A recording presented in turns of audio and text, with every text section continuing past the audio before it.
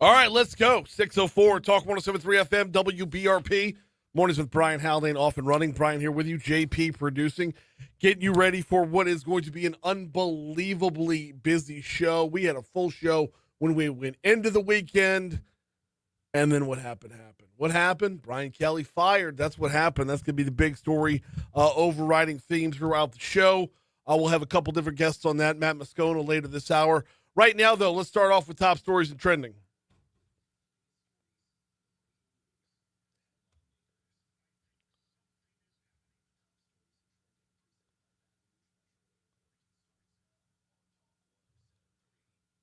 I mean, such a big show that I forgot to lead off by saying it's 61 degrees in downtown Baton Rouge, and we're coming to you from the 180 Pro studio. How about that? All right. Number 5. Hurricane Melissa, Category 5 right now. She is in the Caribbean. Will be making her way, turning towards the northeast at this point. Another one that looks like it could have been headed for the Gulf and will not be. Maximum sustained winds right now of 160 miles per hour. The folks in Jamaica are worried, and they need to be. As that is where the storm is headed between later today and on to tomorrow. Will remain a major hurricane through at least Wednesday before it hits the Atlantic and starts to taper back down again. Number 4. State lawmakers are preparing to tap roughly $150 million per month in state funds to help keep food assistance flowing while the federal government remains shut down. Governor Jeff Landry issued an executive order Friday to temporarily cover SNAP payments from November 1st to the 4th, but legislative leaders, including Senate President Cameron Henry, say they plan to extend aid for all 793,000 participants for as long as needed. Number 3. A woman was arrested for promoting prostitution after an investigation into a Baton Rouge massage parlor. This started with the EBR Sheriff's Office in December of 2024. They were looking at a massage parlor for human trafficking and prostitution at All Natural Massage, located on Jefferson Highway, after receiving complaints of prostitution. The businesses also used the names Comation Spa, U Massage, spelled Y-U, U Natural Massage, also spelled Y-U, and Vivi's Lucky Spa at the same location in the past. Number 2. Louisiana Senate on Saturday morning swiftly passed bills to push back the April primary elections by a month, keeping the plan on track for the House to pass it by the middle of this week. Number 1. LSU is in need of a head coach of football right now. Brian Kelly fired yesterday afternoon. Details are still making their way in as far as what buyout looks like, who potential replacements are. We do know Frank Wilson, the running backs coach, is sitting in as the interim.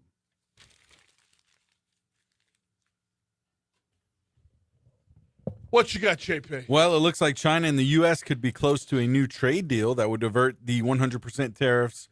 That could avert the 100% tariffs the president is threatening. All right. We've been round and round with this since he first was reelected back into office. And what is it, this Wednesday in South Korea when they meet? That's is that right? Yeah. Yep. This Wednesday in South Korea, we finally get to see things, legitimately have a spot where they could come to fruition. That's right. Yep. That's right. Hey, could we see another interest rate tax cut this year? No, not tax interest rate cut this year. There you go. Oh, my gosh.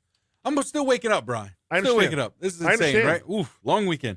Hey, the Fed is meeting later this week, and a cut is expected from that. So I'm here for it. Let's go. Absolutely. I'm always about it. Yep. As long as they do it slowly. It's just, I don't know. I'm like the Fed. I'm a lot more conservative in movement. No, and by conservative, I don't mean as opposed to liberal. I mean as opposed to radical. Right. Like slower in movement, slow and steady. There we go. You don't want the pendulum swinging back and forth because that's where people lose money. That's right. All right. And obviously, nothing is trending more than Brian Kelly being fired. But since we're here, a supercomputer at NASA is predicting that the Earth's atmosphere will be completely uninhabitable in 1 billion years, which is actually sooner than expected. That's sooner than expected. A billion years. A billion years. A billion years. I'm freaking out right now. Okay. What are we gonna do? I don't know, man. I don't know. I guess we do it. Should we start saving our water? I don't know. Yes. Bottling something? I don't know. Yeah. Should we grow our own tomatoes? I don't know. Man. Yeah. A billion years? Billion. All right.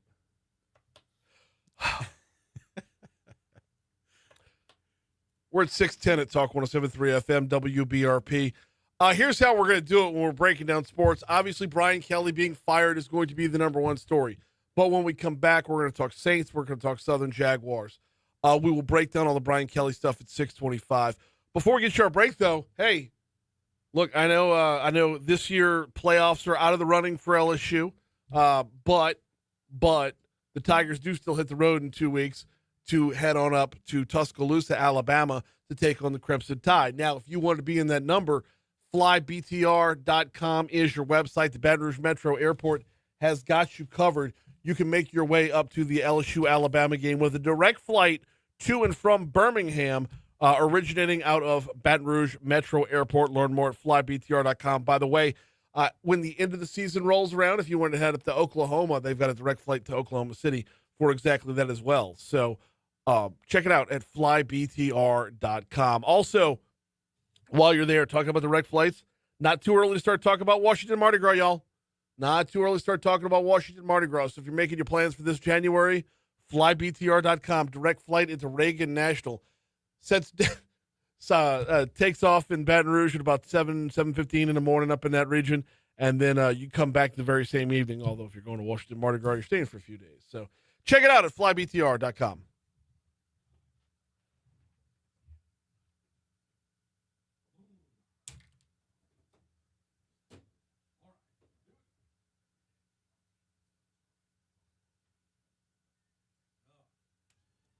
Morning, Facebook crew. A little tongue-tied over here this morning.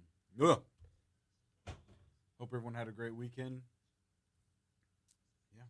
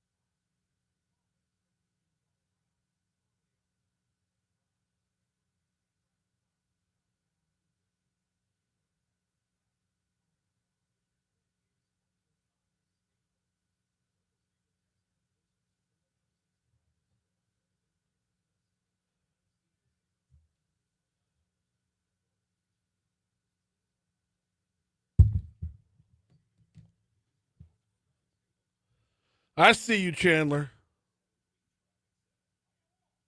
How you all, Moon Griffon?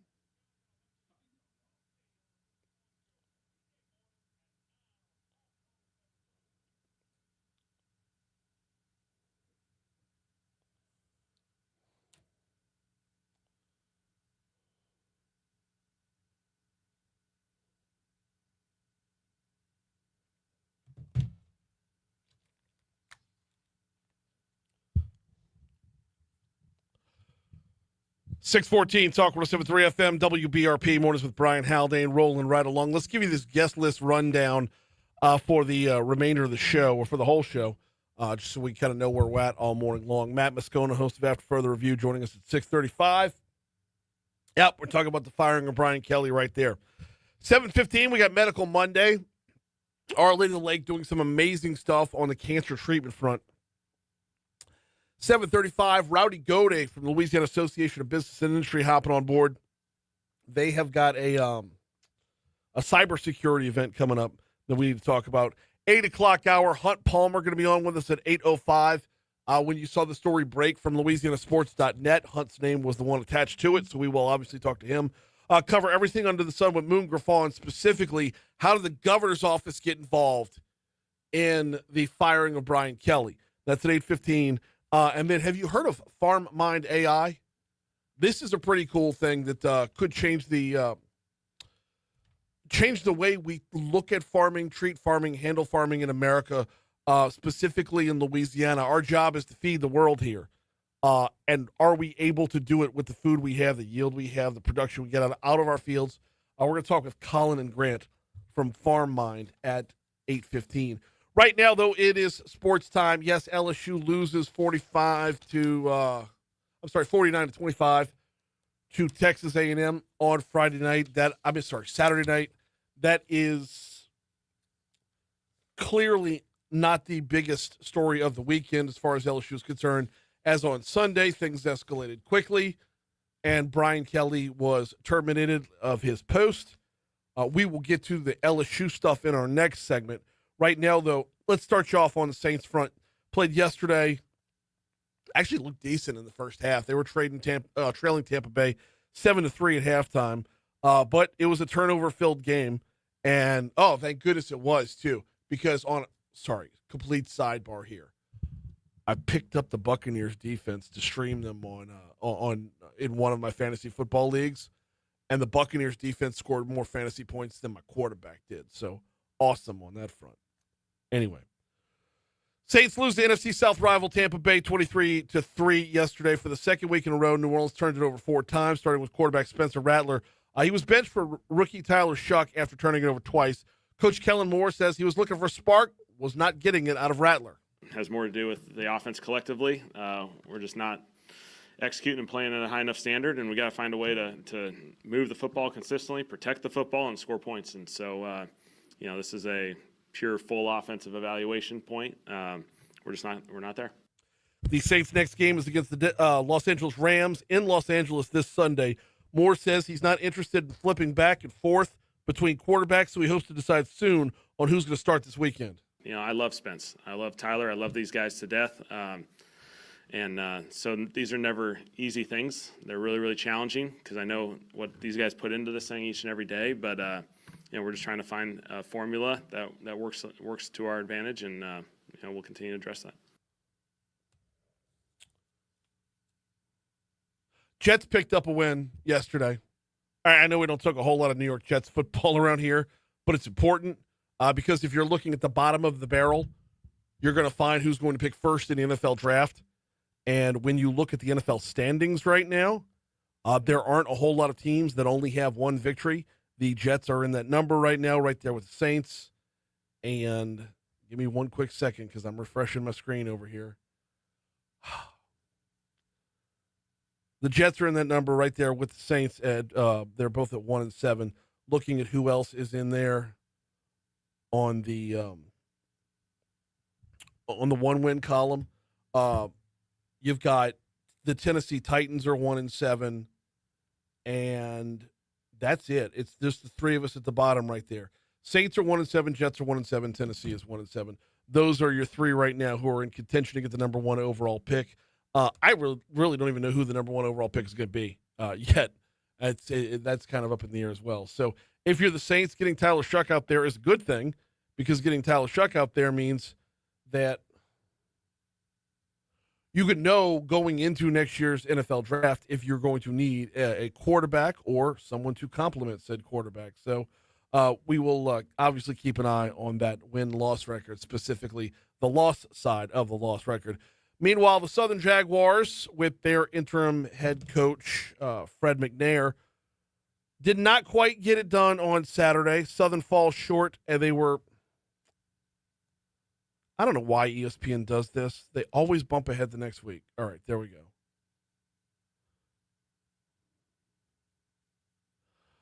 Southern was at home hosting Florida A&M over the weekend. 43-35 they lose to Florida A&M. It was, like we said, the first week for interim head coach Fred McNair. Jaguars posted up 35 points on offense. That's admirable, to say the least, to keep things moving in a week where you had so much transition. Meanwhile, if you're wondering why my voice is being lost, no, it was not the Texas A&M game. I produced that, so I'm underneath the stands. I don't yell at the LSU games. It was from last night as Our Lady of Mercy falls to St. George on the 8th grade level in the Mercy Halloween Hoops tournament, 41-35. I yell my butt off, man. Those girls played such a hell of a ball game on both sides. So, yeah, my voice is suffering because of girls basketball after a weekend like this. That's awesome.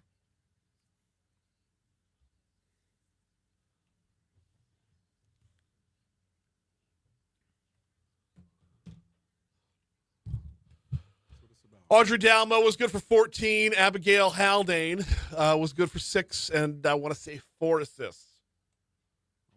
And I lost count of the steals because she's a badass. Yeah.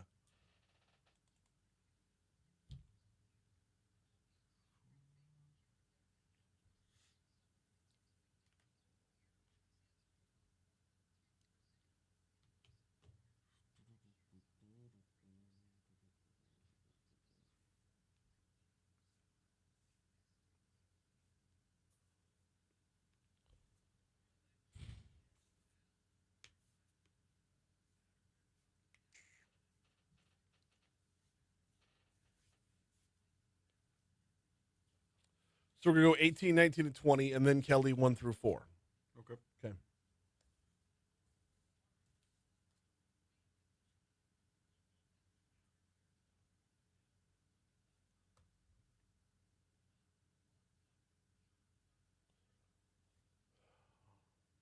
And good morning, Christy.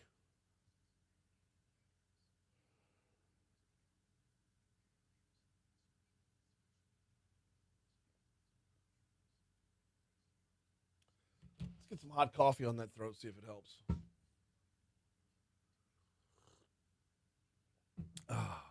Nope.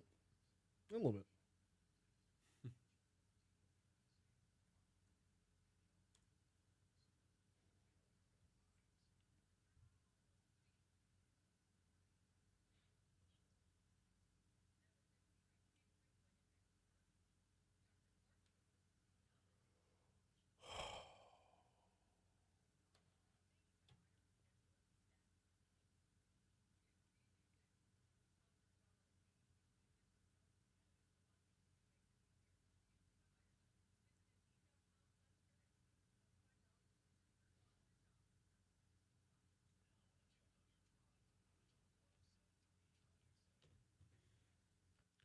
All right, we're going to start off on I-110, where it looks like there's a brand new accident causing problems. 110 southbound. The crash is in between the Memorial Stadium curve and the Governor's Mansion curve. It's like if you're at the crash site and you look to your right, you're going to see DOTD headquarters. Basically, it is causing delays back to the Memorial Stadium curve and slightly before it. So, if you're on 110 southbound, you might want to go ahead and slow down before you get to that Memorial Stadium curve because it's going to creep up on you pretty quickly. That is our worst spot so far this morning on the interstates. I-12 westbound coming in from Livingston Parish is got some congestion, but not enough to cause delays up there by Range Avenue. It picks back up once you get past Range and looks good beyond there. 10 West is looking great coming in from Ascension. 10 East is looking great from coming in from West Baton Rouge.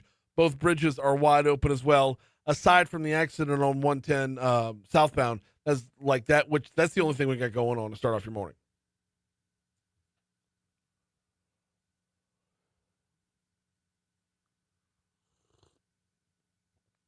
Oh.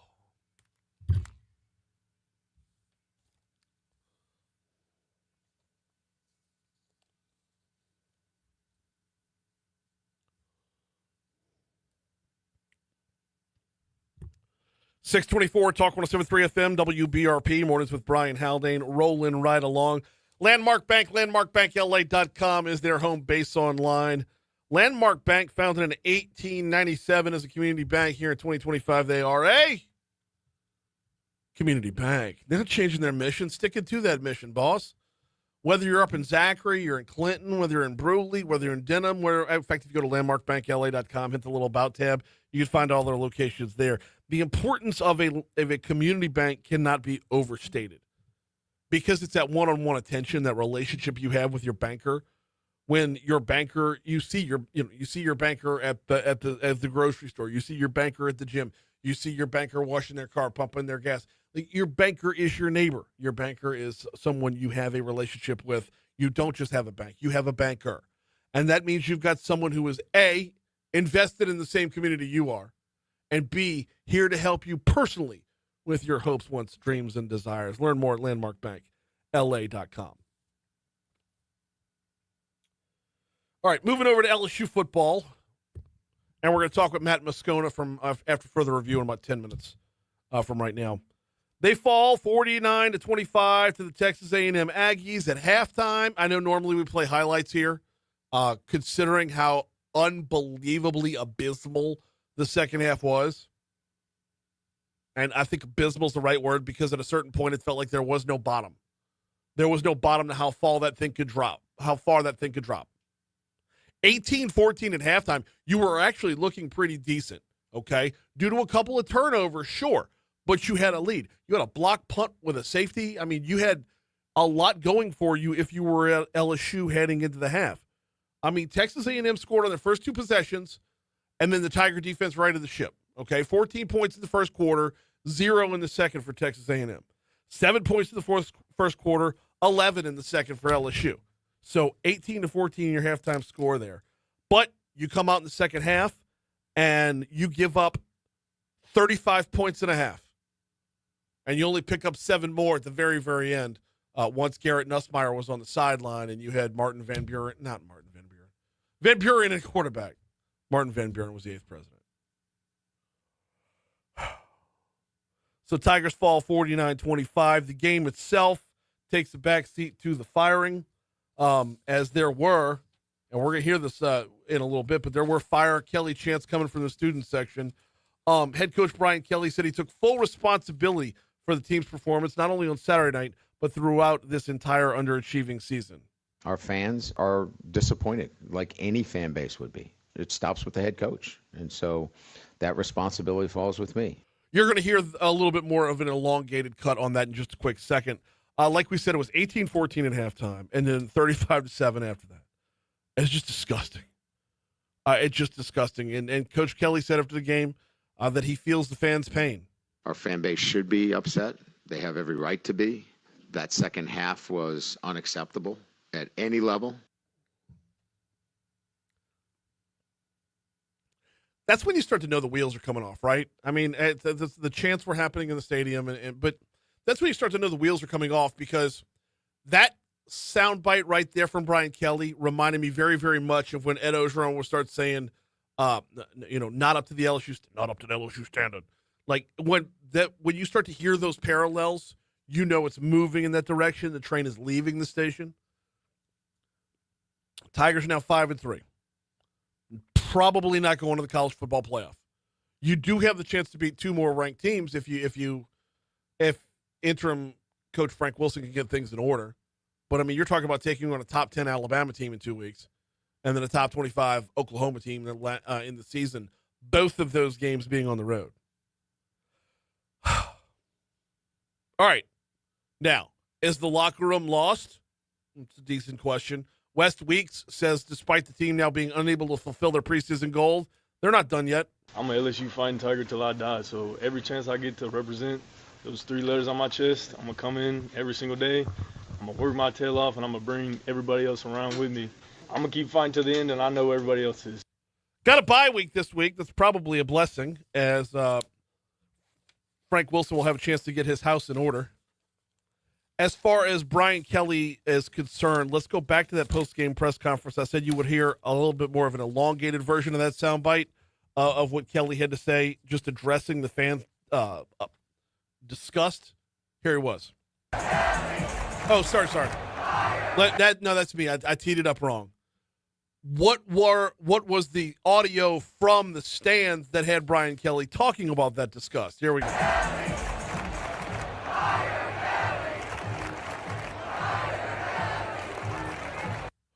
I mean, loud and clear, right? Hard not to hear it. So here comes Brian Kelly talking about responding to that. It's impossible for the head coach that's been here, for 4 years and 35 years of doing this, to think anything else but this is my responsibility, and we've got to get it turned around. And that's not my decision in terms of whether I'm here or not, but that's what I will do as a head coach that's been doing it for over 3 decades. When things are not going well from a football standpoint, the head football coach has to be agile enough and able to make those changes and find out what we need to do to get our football team to play better. Okay, so where are we right now as far as the negotiation of the settlement is concerned? How much of the buyout is this going to cost LSU or some of the bigger boosters? We'll talk about all that in 5 minutes with Matt Moscona. Here's news. I don't know what the hell. I had a sheet that had my whole script for that gone. Whatever. We're done with it now. You have Moscona's phone number? Let me check first. Kingston, Jamaica.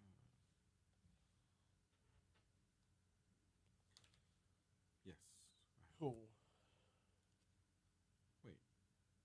I don't have it. How the hell does that happen? I don't know. How do I have his name in here but no number? I don't know. Well, apparently I don't have his number.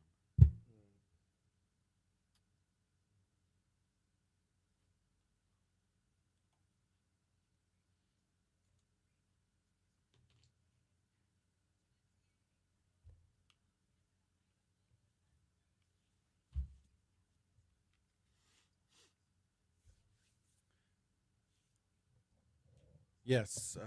Let's see. When was it? I guess Saturday night going into Sunday morning.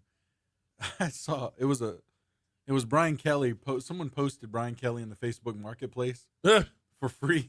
It's like willing to trade. Nice. It's like, oh man, knew it was coming. Crap.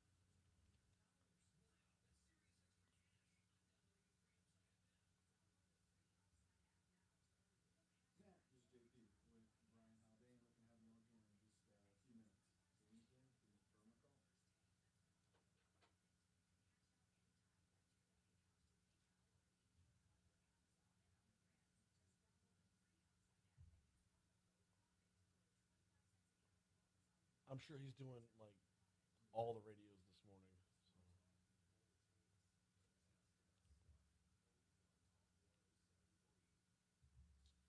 I'm banging a live read first. Once I'm doing my live, try one more time.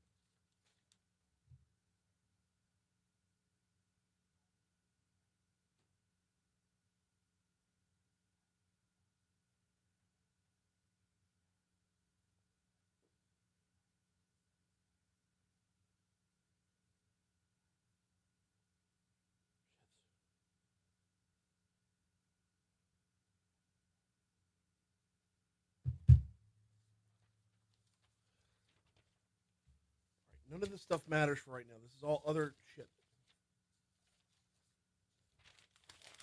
I need my rundown.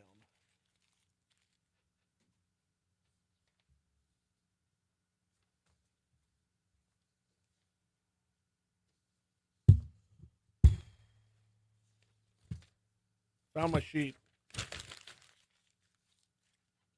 that I don't need anymore.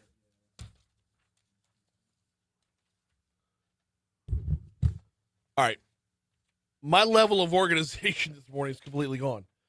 Like all the papers, all the topics, all the stack, everything. We're all over the place, JP. I see I that. need It's help, all dude. good. I need help. It's Monday. It's Monday. I know. It's like there wasn't even a weekend, you know? Right. Because Saturday's all about LSU, and then Sunday is like phone blowing up all day long. Is he fired? Is he gone? You know, you're hearing all the rumors throughout. We want to find out how it actually broke down. Give him another call real quick. We want to find out how it actually broke down. We're going to hook up with, we're going to connect with Matt Moscona from 104.5 ESPN here in just a minute. Do need to remind you about the folks over at 180 Pros, 180pros.com, 180pros.com. Is it time to give your IT a 180? Do you have an IT provider? If you do, that's a problem. You need an IT partner, okay? 180 Pros, couple of things they do differently. Everybody's got the tech, but what they do differently at 180 Pros is the simplified billing.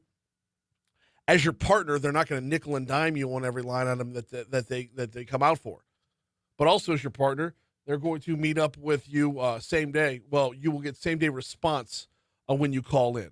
Unbelievable stuff. Same day response when you call in to IT Pros. They can't 180 Pros, excuse me. They can't guarantee you'll be solved in the same day, but you'll get the response in the same day. Check them out online at 180pros.com. Are we having trouble connecting with Moscona there? All right, so I tell you what, let's do this. I just did. Let's go ahead and pivot. Go back to Louisiana Radio Network. The cuts from our news partners. They had cuts 13, 14, and 15, please. You just heard these in news just a moment ago, but I wanted to continue down that path, talking about go back to Kelly 3 and 4. That's what we'll do. Go for it. Yeah, go for it. Or we won't have to pivot because that looks like Moscona on the phone right now. It was a busy night for him last night. No doubt it's a busy morning this morning. He's probably getting blown up by everybody out there for 5 minutes time. We're going to ask him for 10. Matt, good morning. Welcome aboard. How are you? Hi, Brian. Good morning. Have you slept? Yeah. Oh, yeah. I sleep good. Oh, no, I figured everyone's blowing you up right now. Yeah. But that's okay. I'll have a day stacked doing interviews on other people's shows and then do one of my own. But you don't fire a football coach at LSU very often. Although LSU's actually getting pretty good at doing this. Yeah. So after Les Miles was in place for a dozen years, now this is the third time in 8 years we've gone through this. It's good to be going through it when you can be disgusted at 5-3 instead of having like one win before pulling the trigger on that. So I guess if nothing else, there's that evolution on the front end. Walk me through. Oh, go ahead. Yeah. No, I was just going to say that's all rooted in expectation, which is why we're having this conversation. Mm-hmm. Walk me through how this evolved from Saturday night or before all the way up until the announcement finally came out. First place I saw it, of course, was LouisianaSports.net. Take me through it.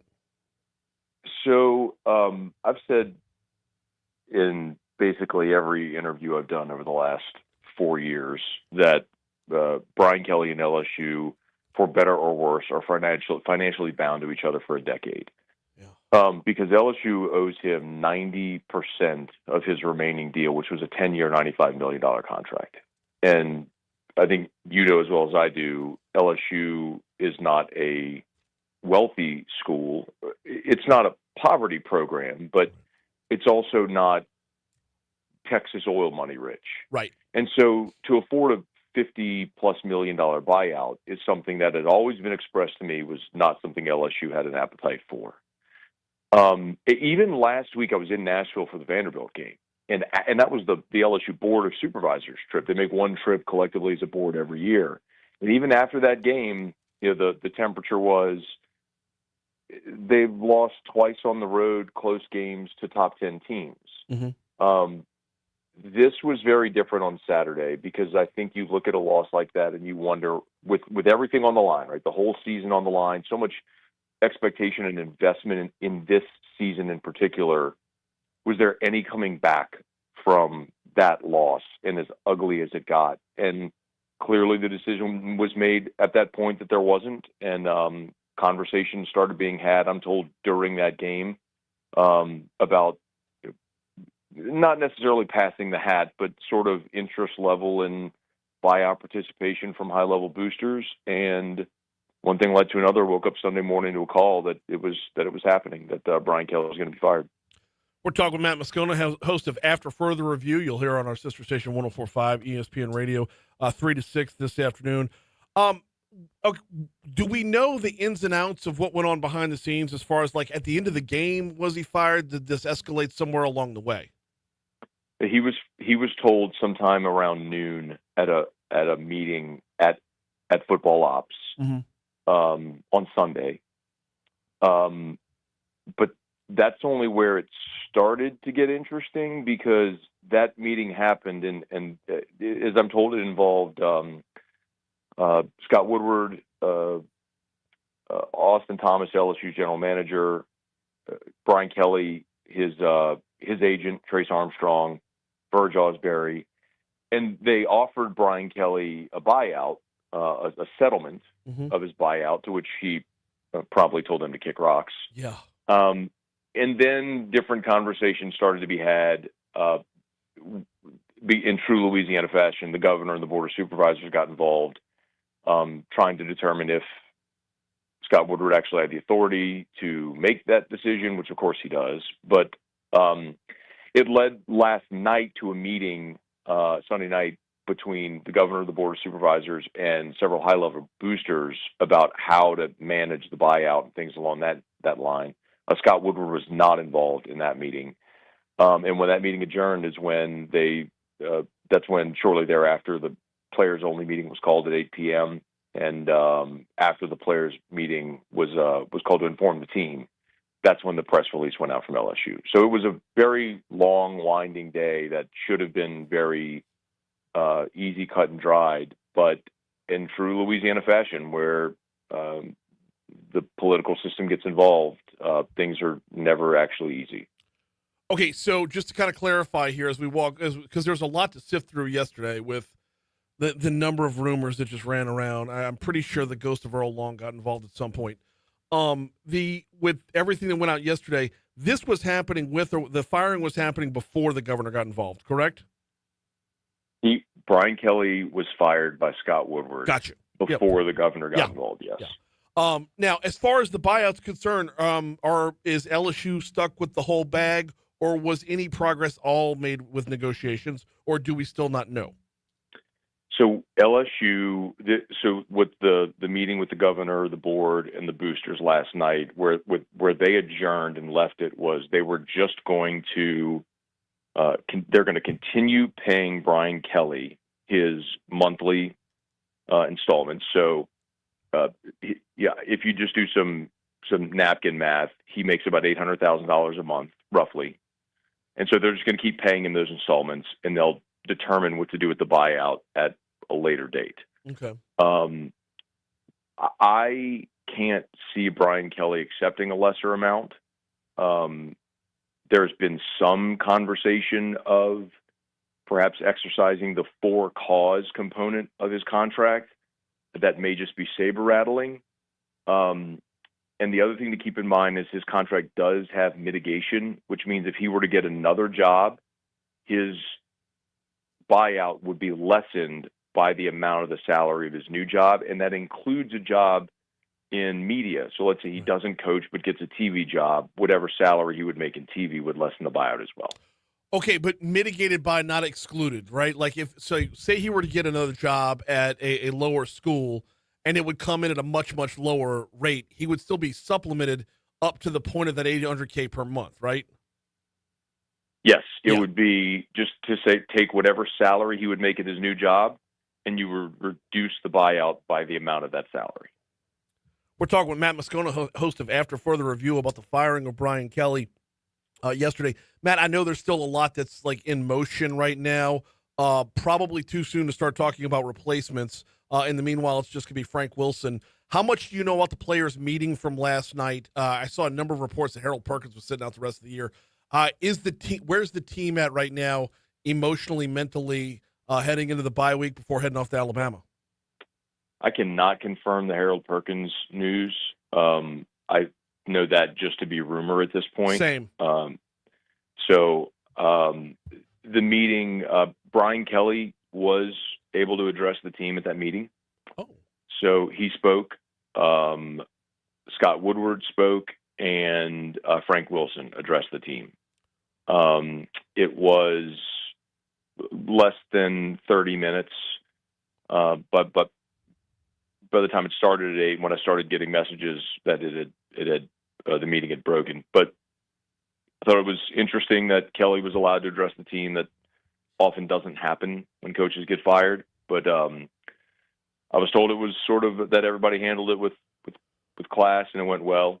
But moving forward now, they're in their bye. There's nothing on the schedule for LSU football today.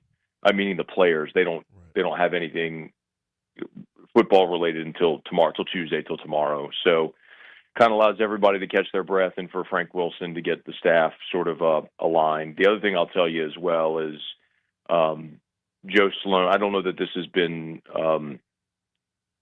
widely reported and that there's others, but it's expected that Joe Sloan was also let go and that Tim Rattay, who was serving as an analyst, will serve as the play caller for the remainder of the year. Yeah, no, did not have that one. Tim Rattay, the former Louisiana Tech quarterback. Yeah, he's on staff as an analyst, right.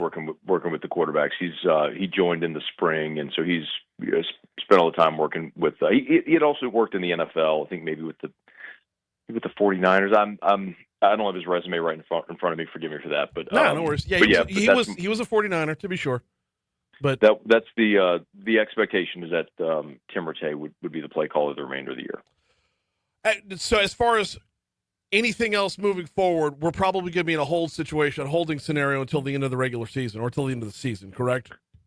Well, the one thing that firing a coach now does is it gives the athletic director or the search committee cover to be able to go have open dialogue with agents about their job. You don't have to do anything covertly. So remember, the calendar has changed so much now as well, where you have the December signing period for high school. Yeah. And they also moved the transfer portal to one transfer portal period now at the beginning of January. So it's not like you can wait. I mean, you have to know who your coach is going to be so you can go recruit a roster and sign your portal roster. So I don't think that this is going to be a quiet next 4 weeks. I think a lot of this is going to be done. I wouldn't say out in the open, but I think there will be plenty of information in the next month. Okay. All right. Well, we know where to find all of it. That's at LouisianaSports.net. He is Matt Moscona. Always appreciate the time, brother. Talk to you soon. Okay, Brian. See you. Later. Yeah, I'm not the Brian getting fired today. How about that? 649 that's an inside joke between me and Matt. 649 about to roll over to 650 at Talk 107.3 FM. Quick break. When we come back, SNAP benefits. How are they staying afloat here in Louisiana when the calendar rolls over to November? We will talk about it next. Here's your money now.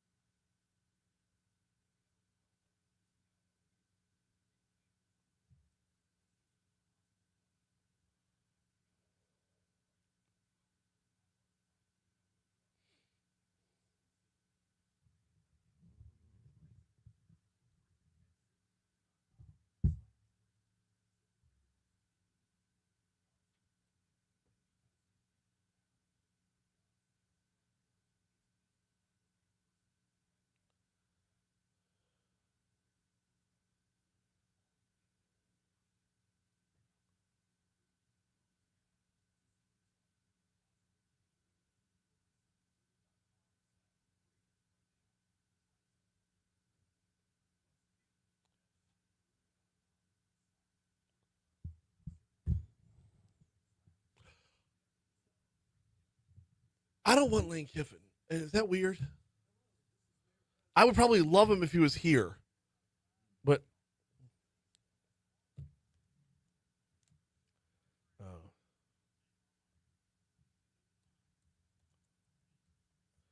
you know he's going to be way too expensive.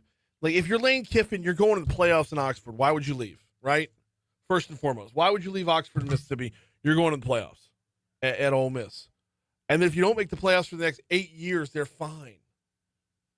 You come here, the best season in the history of college football, the coach was fired a year and a half later. A COVID year and a half later.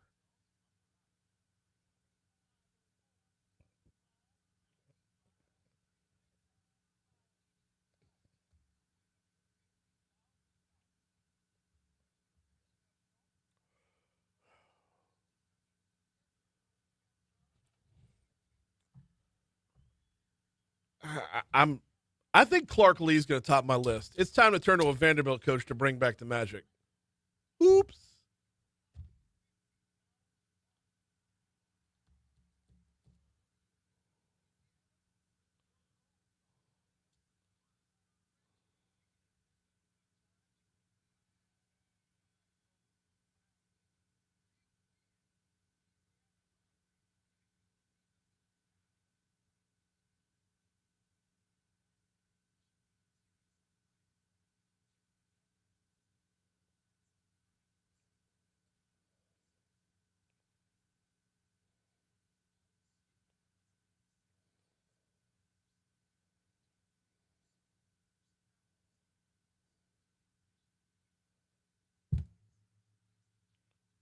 Tweet that, see what happens.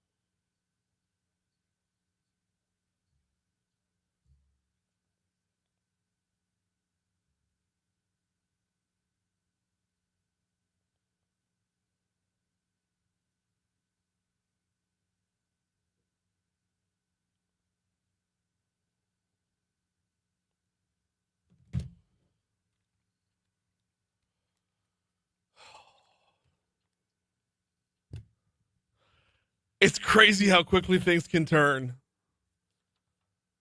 So we were going to talk, okay, before going into the weekend, the plan was to talk about SNAP benefits in that last segment. And then slated for this segment, I had yesterday afternoon, as this stuff was evolving, like before it was made public that Brian Kelly was fired, I was on my way to the gym, and so I'm driving up Molly Lee, right? And Jones Creek runs through Molly Lee, and there's this dude who was on a motorcycle. He's standing there looking over the side of the bridge that goes over Jones Creek on Molly Lee. And he's got like a long yellow rope, looked like a freshly bought rope, right? So I stopped and I asked him, I'm like, dude, are you magnet fishing? And yes, he was. JP, have you ever seen that on TikTok or YouTube or whatever?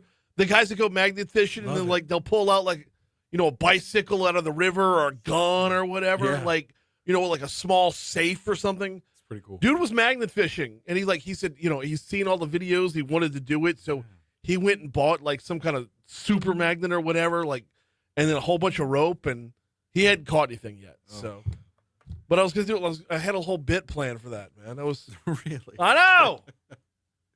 It's not something you see quite often. No, I've never seen someone doing that before. But he's he's in Jones Creek, like in the middle of Broadmoor, or I guess technically it's before Broadmoor. That's in Sherwood at that point. Because it's east of Sharp, so That's not Broadmoor, that's Sherwood. But like, it sparked a question with me of like, what's the cool thing you've seen people doing online, or nerdy thing you've seen people doing online that you want to absolutely do? Because I think the magnet fishing, anything involving treasure hunting in any way, I think kind of like churns the wheels inside dudes' brains. For sure. Yeah. Absolutely. Instead, though, we're going to talk about SNAP benefits right now. How about it?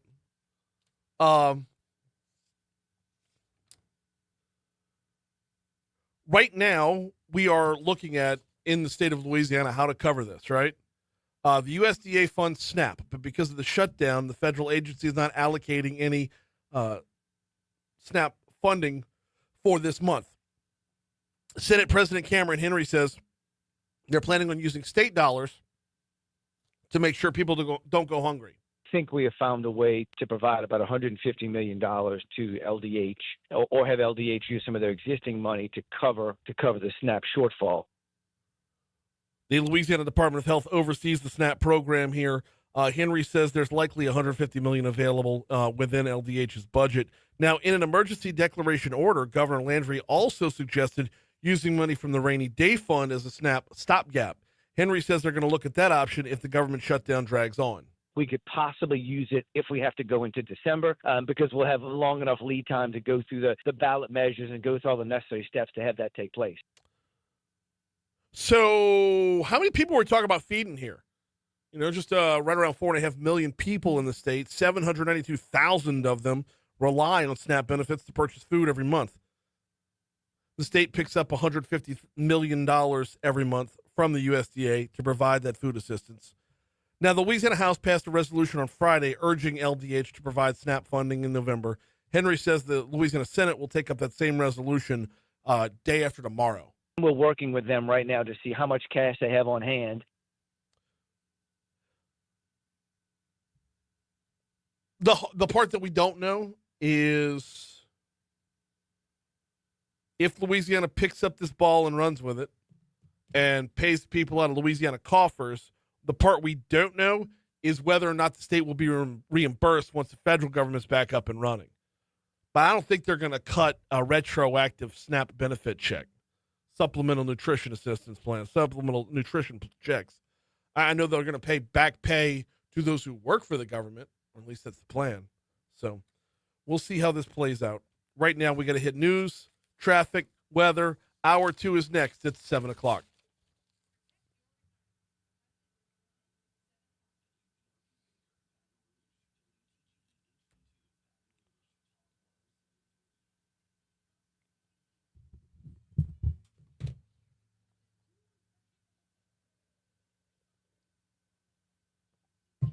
Kingston.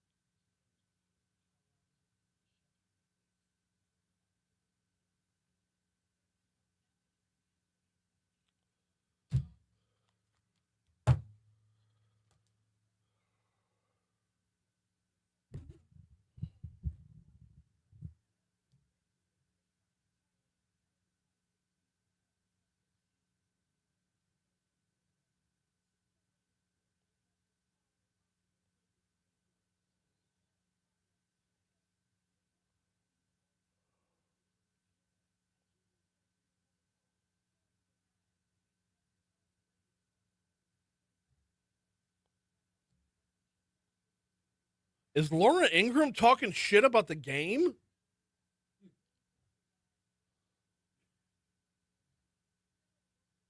She tweeted 14 hours ago, things seem so hopeful for poor LSU on Saturday, and then the game started. Oh. Man. Bitch.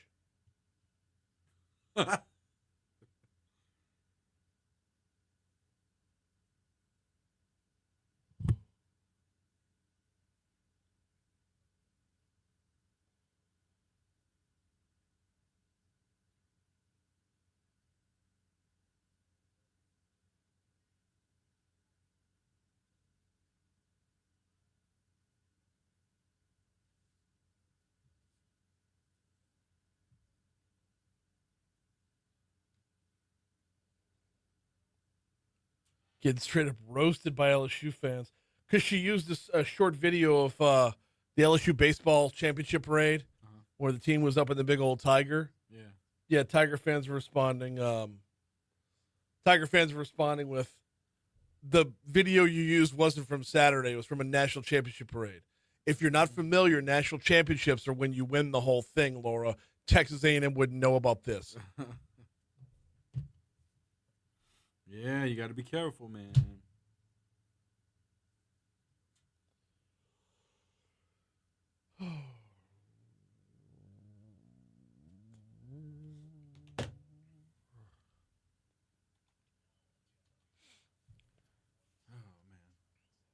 So, yeah, it came back to bite her, huh? Yeah. Oof.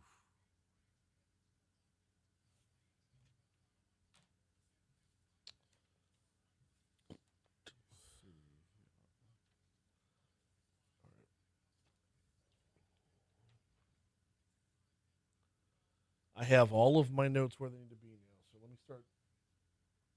Stuff that I know isn't going to happen today. Let me move it around.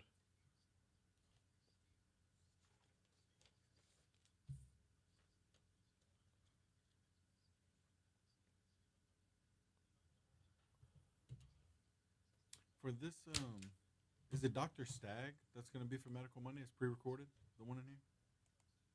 No. Oh, okay. Wait. Just wondering. There was just one in the October folder. It wasn't in today's folder. It was just October. Was there one in today's folder? No. No Dr. Saba? It might have been Saba. Let me see. Stag was last week. Yeah, I didn't see one in there today. Yeah, all it says Medical Monday, Dr. Stagg. And that's in the October folder. That's not even in today's folder. What's in today's folder? There was nothing. Oh, shit. I should. Okay. Yeah, there was nothing in today's folder. The only thing in there now is the Matt Moscona interview you did. But that's because I just did that. Go back to Friday's folder. Okay. There's a Dr. Saba in there somewhere. Okay. Now that I know what I'm looking for, I should be able to. It's either Dr. Saba or CAR T therapy. Friday's folder. Okay. Cool. Yep. Got it. Dr. Saba. Just wanted to confirm. Glad I did that.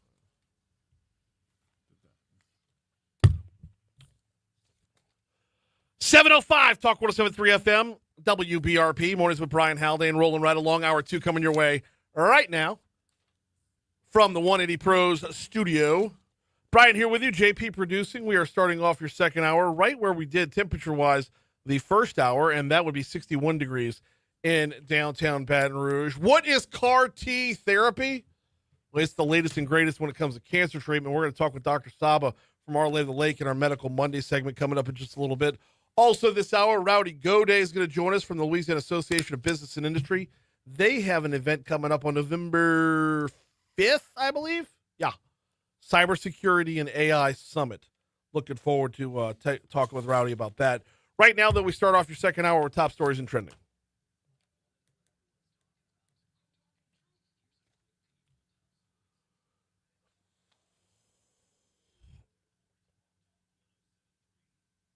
Number 5.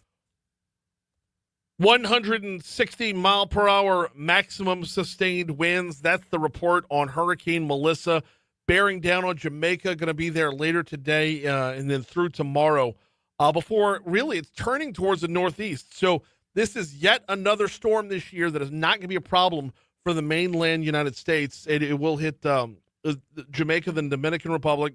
It looks like it's going to go over the Bahamas as well before heading out into the Atlantic. It's at major storm status, will remain major storm through at least Wednesday morning before starting to scale back to regular hurricane status and then making its way out into the Atlantic where it won't bother anybody after that. But as of right now, Jamaica on high alert for Hurricane Melissa. Number 4. Louisiana lawmakers are preparing to tap roughly $150 million per month in state funds to help keep food assistance flowing while the federal government remains shut down. We covered this story in our last segment. Governor Landry put out an executive order on Friday to cover things from November 1st to 4th. However, Senate President Cameron Henry says we could do better than that and keep it going for as long as needed. Number 3. A woman was arrested for promoting prostitution after an investigation into a Baton Rouge massage parlor. East Baton Rouge Parish Sheriff's Office started this investigation in December of 2024, investigating the massage. I'm sorry. Investigating for human trafficking and prostitution at All Natural Massage on Jefferson Highway. This business was also known as Comation Spa, U Massage, YU, and U Natural Massage, as well as Vivi's Lucky Spa at the same location in the past. They've made one arrest. It was with an employee who was not licensed to give massages. Quinxin, Quinxin. No, Quinxin. That's how you spell the person's name. I know I'm just not pronouncing it right. Number 2. They started the investigation back in December, though, man. I mean, it's October of 2025. How many times are you going to go back before you shut them down? Louisiana Senate on Saturday morning swiftly passed bills to push back the April primary election dates by a month, keeping the plan on track for the House to pick it up in the middle of this week. This is going to push primaries back so that we can all wait on the U.S. Supreme Court to make a ruling on our congressional maps. Number 1. Brian Kelly fired. I mean, there's no bigger story right now. There will not be a bigger story this morning. LSU is in need of a new head football coach. Frank Wilson going to take the helm. Tim Rattay going to be calling plays or interim offensive coordinator. That was an interesting little nugget Moscona had for us.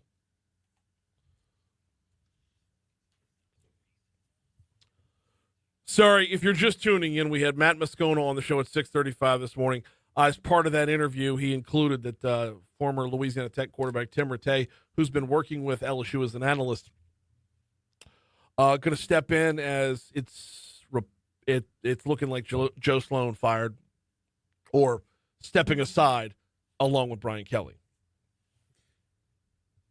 All right. Well, it looks like China and the U.S. could be close to a new trade deal that would avert the 100% tariffs the president is threatening. Okay, so let's it go. looks like, yeah. Let's go. Let's get it. Let's get this done. I mean, we've talked about it since the day he was elected. Yeah. Tariff, 100%, 180%, 200%, whatever. Okay, well, let's get a deal hammered out here. That's it, yeah. Apparently him and President Xi Jinping are due to hold a meeting on Thursday in South Korea. Thursday in South Korea. Okay, yep. See, I had the date wrong. I thought it was Wednesday. Yep, just wanted to clarify that. Well, could we see another interest rate cut this year? The Fed is meeting up later this week, and a cut is expected. Hopefully a small one. Just a little I don't like the Fed to move very fast. I know a lot of people are like, let's cut rates so we can. Every time you put your finger on the scale of the economy, you open up the possibility to cause overcorrections. Look, I know everything's a sports reference with me, but think of handling the economy the way you handle a rundown in baseball. Okay, the fewer number of throws, the better. Okay, you want the economy to work on its own just fine. So if you're handling the rundown, you get to throw out in front of the runner and you chase him back to the bag. You don't make an impromptu throw back to the bag because then he's going to turn right back around and run for the base that's moving ahead. Slow and steady wins the race. That's the old mantra, right? Don't put your finger on the scale. There you go. Too much. Well, in other news, obviously there's nothing that is going to be trending more than the Brian Kelly firing. But since we're here, a supercomputer at NASA is predicting that the Earth's atmosphere will be completely uninhabitable, in 1 billion years, which is actually sooner than expected. I'm sorry. Is it the lighting, JP? I think it is. Because ever since. All right, Listen, we do have to clarify that. For those that don't watch on Facebook Live or YouTube Live, we've kind of adjusted the lighting in the studio a little bit, but JP has reading to do over there. In the dark. And so his side has to be dark now, or else it just turns me into Casper the Friendly Ghost. I'm in the dark. Yeah, if you notice, like the paper, I try to tilt it to where it's up, like facing the light. We need to toward get you a reading light. Like, Let's get you a reading light. But yes, apparently the world is going to be uninhabitable. Uninhabitable. Uninhabitable. Hey, a billion years. Are you making plans? Right. Are you making your plans now? Doomsday preppers, man. Let's Get it go. together. I mean, it's get it together. When you talk about a billion years. Oh man, what are we gonna do? Oh man, all right. Panic ensues. In the meanwhile, today is October 27th. That means tomorrow is Supply Chain BR over at the Crown Plaza. It's the 5th installment of Supply Chain BR. If your job description in any way, shape, or form includes the term logistics, you need to listen up. You need to hop on Eventbrite. It's not too late to get your tickets to Supply Chain BR. What's the latest in the supply chain world? What's the latest in the world of logistics? Where can you go to network with other people who have great ideas just like yours? Supply Chain BR. Breakfast is included with your ticket. Lunch is included with your ticket. Well, networking soiree over at Tio Hobbies is also included. You get your ticket at Eventbrite. Look up Supply Chain Baton Rouge.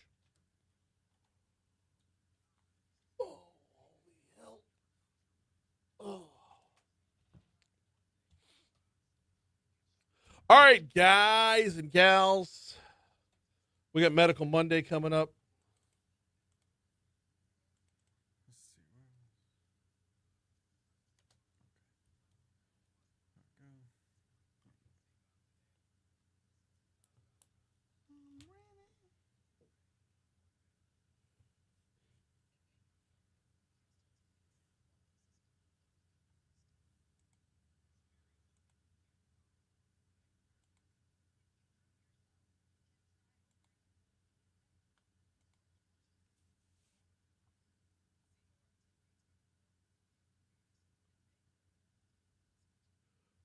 $54 million. He's 64 now. That'd be 118.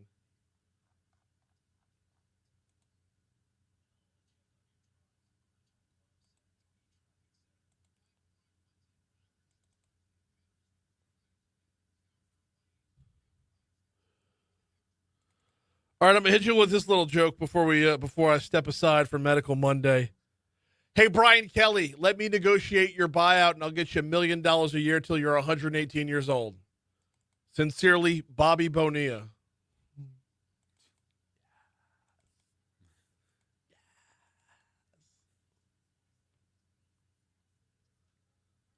God, dog it, that's a good joke.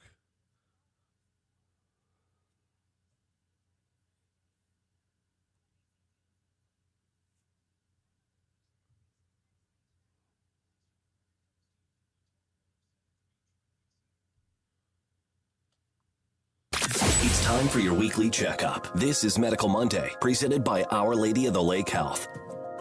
Yes, it is time for Medical Monday, and this week we're welcoming in Dr. Nakle Saba. Dr. Saba, how are you? I'm doing great. Thank you for having me. No, glad to have you on here. Some fascinating stuff we're going to be talking about this week.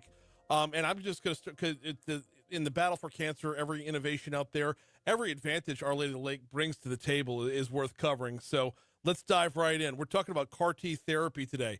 What is it, and how does it turn a patient's own immune cells into a living drug to fight cancer? You said it first. It is actually a living drug. If you think about it, our immune system is equipped already to fight cancers. One of the immune system component is called T lymphocytes. Those are cells that live in our blood and our body, and they are equipped to fight infections and cancer at the same time. Now, sometimes these cells, become incapable to fight the cancer, or cancer can find a way around it.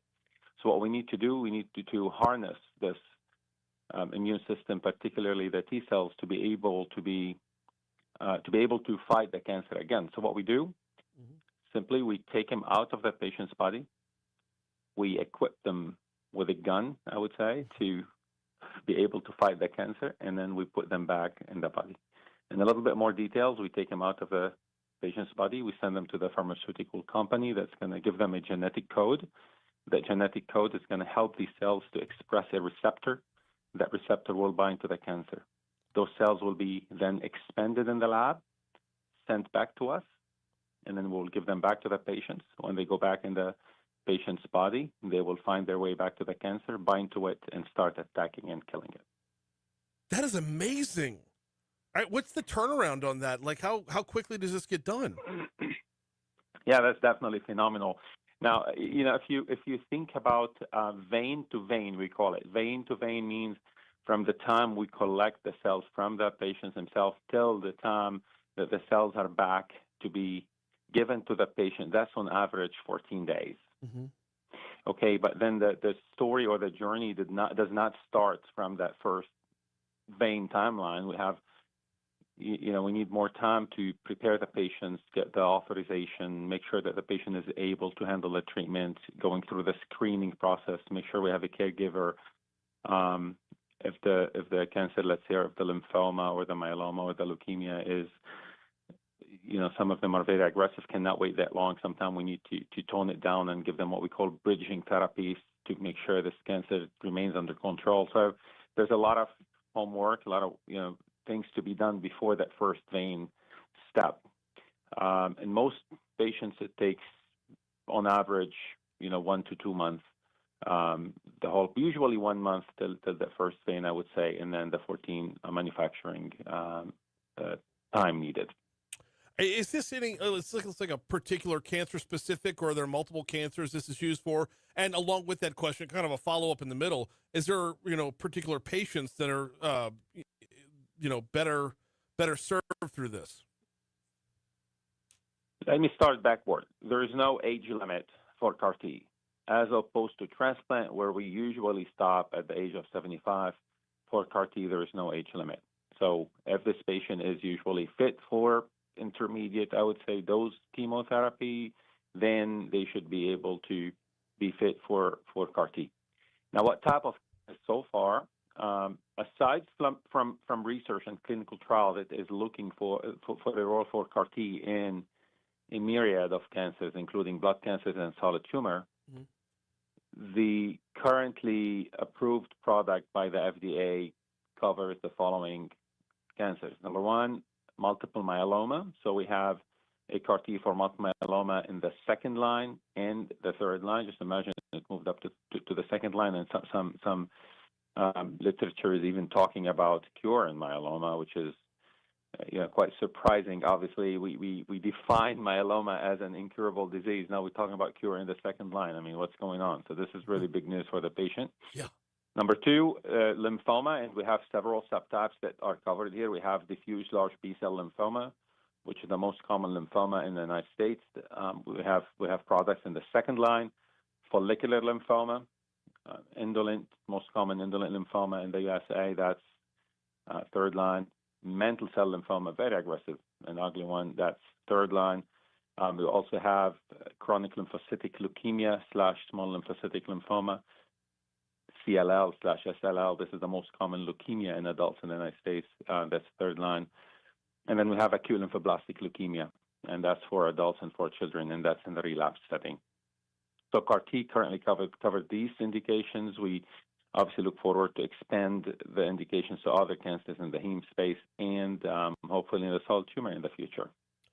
How new is this? Because it's and I know I'm kind of stepping on the left field with some of the questions. But how new is this? Because it feels like this is very revolutionary. It is indeed. Now we talk about new, and that's a bittersweet because it's not new.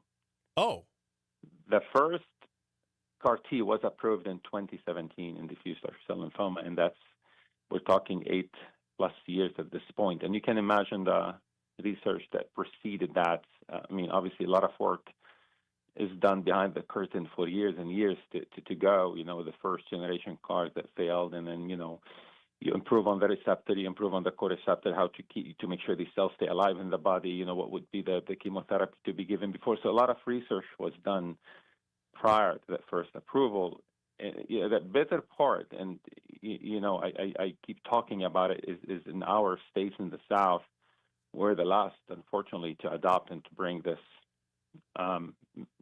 great treatment to our patients' population. So we're definitely lagging behind compared to the rest of the country, and that's something I don't like. And part of it is due to the ability of our centers to adopt this line of treatment. Obviously, you need to prepare, you need to be ready, you need the expertise needed, you need the subspecialty to be able to focus on this treatment to make sure you deliver it in a safe fashion to our patients. So at the Lake, we are very proud to bring it to Baton Rouge. We are the first, actually, to bring it to Baton Rouge. Mm-hmm. We are the first in the state of Louisiana to do a CAR T trial with an allogeneic product, which is a next-generation CARs, where we take the cells from a healthy donor as opposed to the patients, and those cells are actually off the shelves.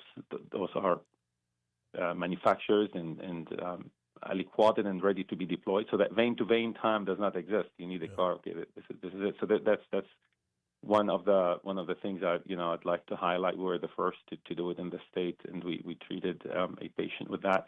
And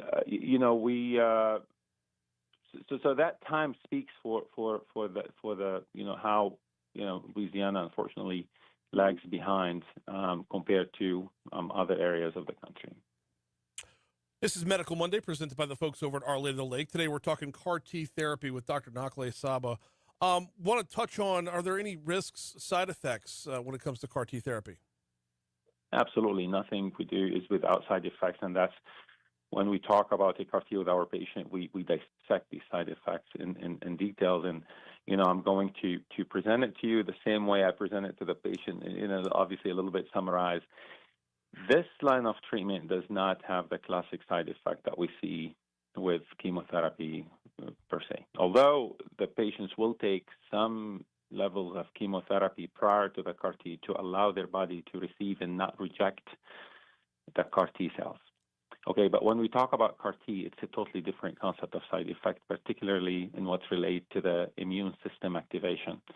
So you're going to think about it. These T cells were in the patient's body, right, and they were not seeing the cancer. Now they're back after being equipped with that weapon or that receptor, right? Yeah. And they're back in the patient's body, and then they will see the cancer now. And they were like, these bad guys, are not supposed to be here. So they start fighting.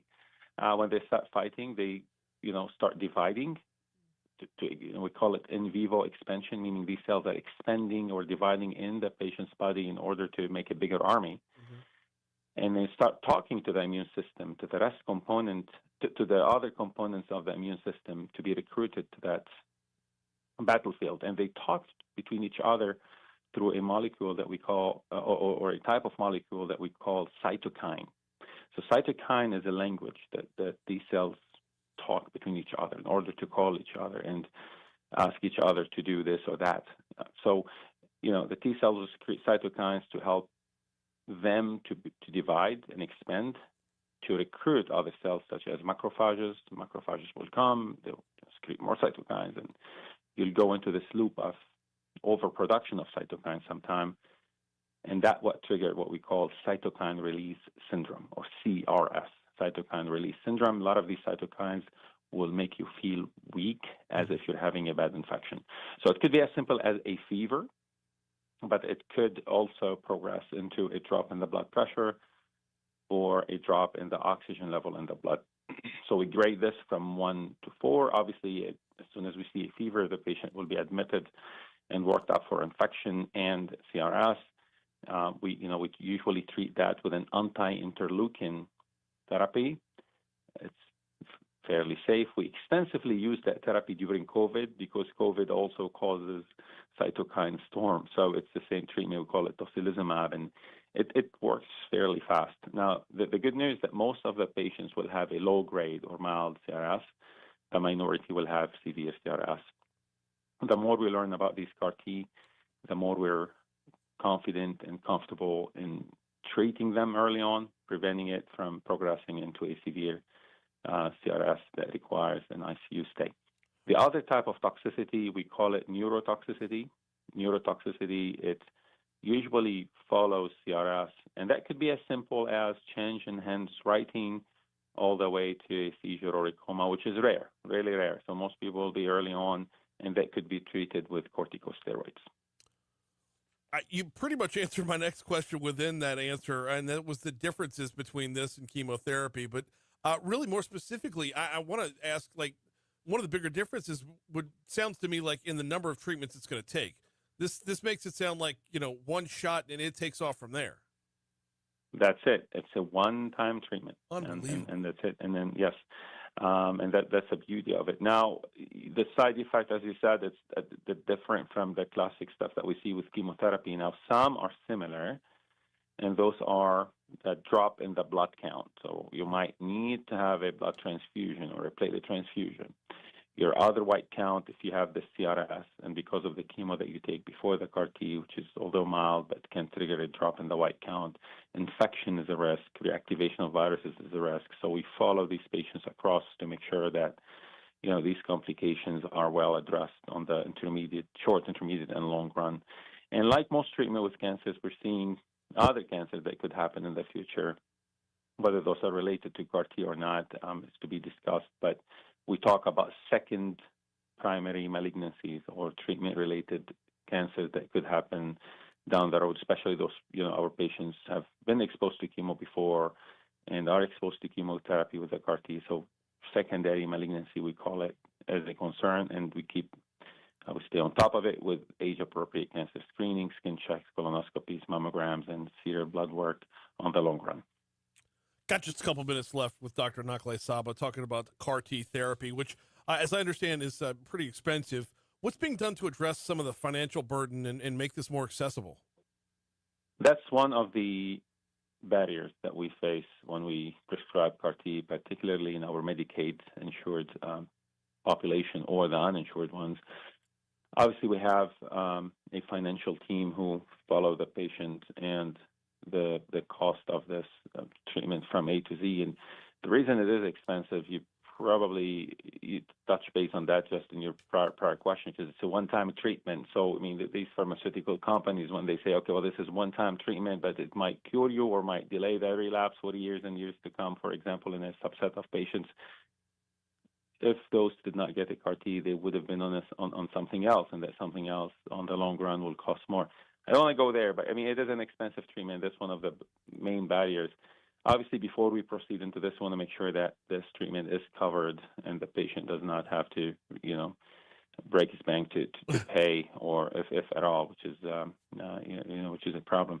Now, what I'm hoping is, over time, with more products coming out, with more competition out there in the field, the price will come down. And also, if the allogeneic CAR T, the one that I told you are off the shelf, made it, and are found to be at least as effective as autologous CAR T, the one that we have right now, that will likely bring the price down. So we also work with the pharmaceutical companies to make sure that they're, the patients get support, whether with lodging or their needs, or patient support programs. So we have ways, we have grants as well that we help the patient throughout this treatment journey. Very, very cool stuff. Last one before we get you out of here, where can folks go to learn more about CAR T or overall cancer treatment at Our Lady of the Lake? You can visit the Our Lady of the Lake Physician Group page on the FMOL Health website. You can also call us at 225-374-0320. Absolutely fascinating stuff. Dr. Nakleh Saba talking CAR T therapy. Thank you so much for a couple minutes this morning. ABC News coming your way in just a quick second. On the back end of news, traffic, weather, go ABC, then local news, traffic, and weather. We're speaking with Rowdy Gaudet from Louisiana Association of Business and Industry next.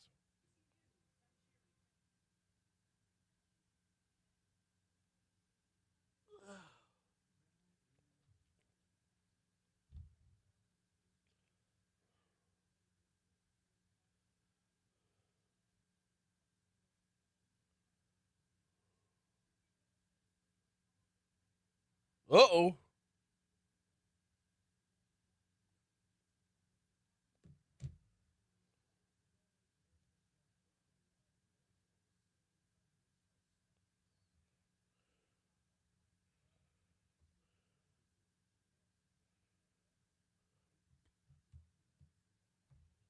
Come back to me before local news, okay?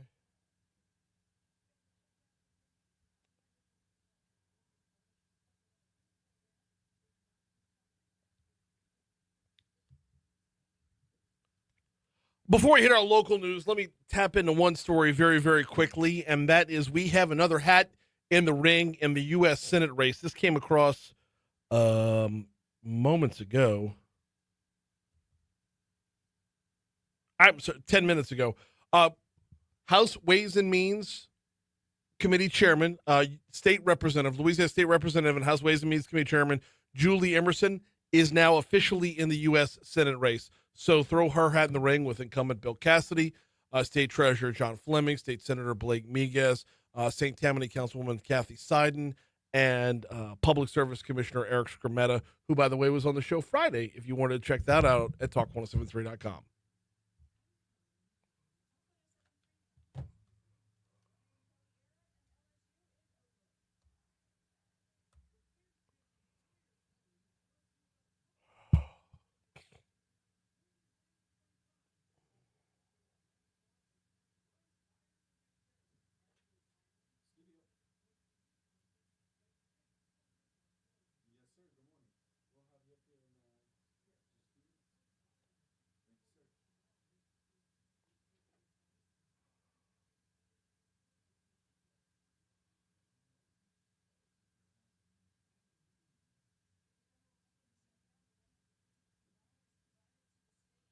Thank you, Julie. Made it super simple. Now I'm just waiting to get the governor or Scott Ballard at 8:15.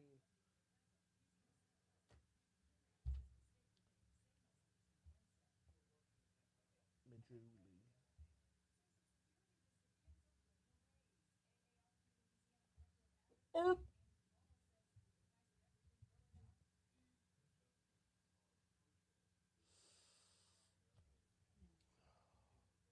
hey, kill my mic for a minute.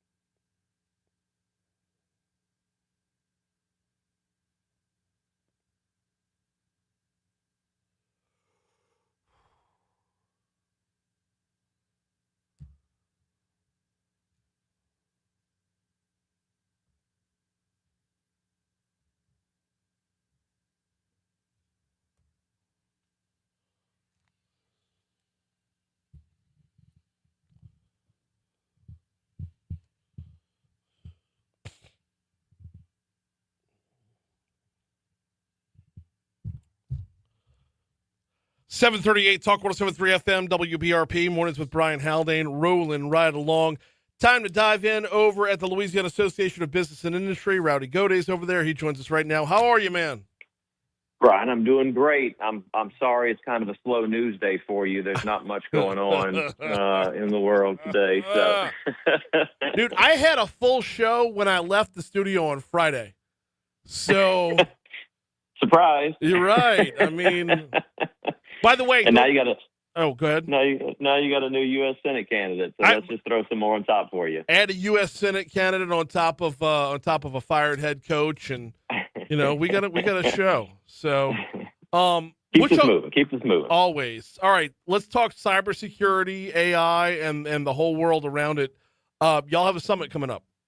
We do. I mean, look, Brian, you know that Lobby is made up of companies from across the state of Louisiana. That's our membership, and so part of our job, in addition to working good policy in the Capitol, in addition to creating networking opportunities, is to listen to those members, those businesses, of what are the issues you're facing, and what are some ways we can get folks in a room and get exposure to some subject matter experts. And this topic, artificial intelligence, AI, cybersecurity, I don't have to tell you, I know I don't have to tell your listeners, is at the tip of everybody's tongue these days. And so, look, we heard it plenty from our members. We'd love an opportunity to hear from some subject matter experts on these topics. As business leaders, business owners, we're always looking for ways we can get return on our investment from some of these things. So we have some member companies who really stepped up to the plate, and I'll run through the agenda momentarily. But okay. Our two sponsors for this cybersecurity and AI summit are SparkHound and General Informatics, some Baton Rouge-based companies. They work statewide, work in fact across the country.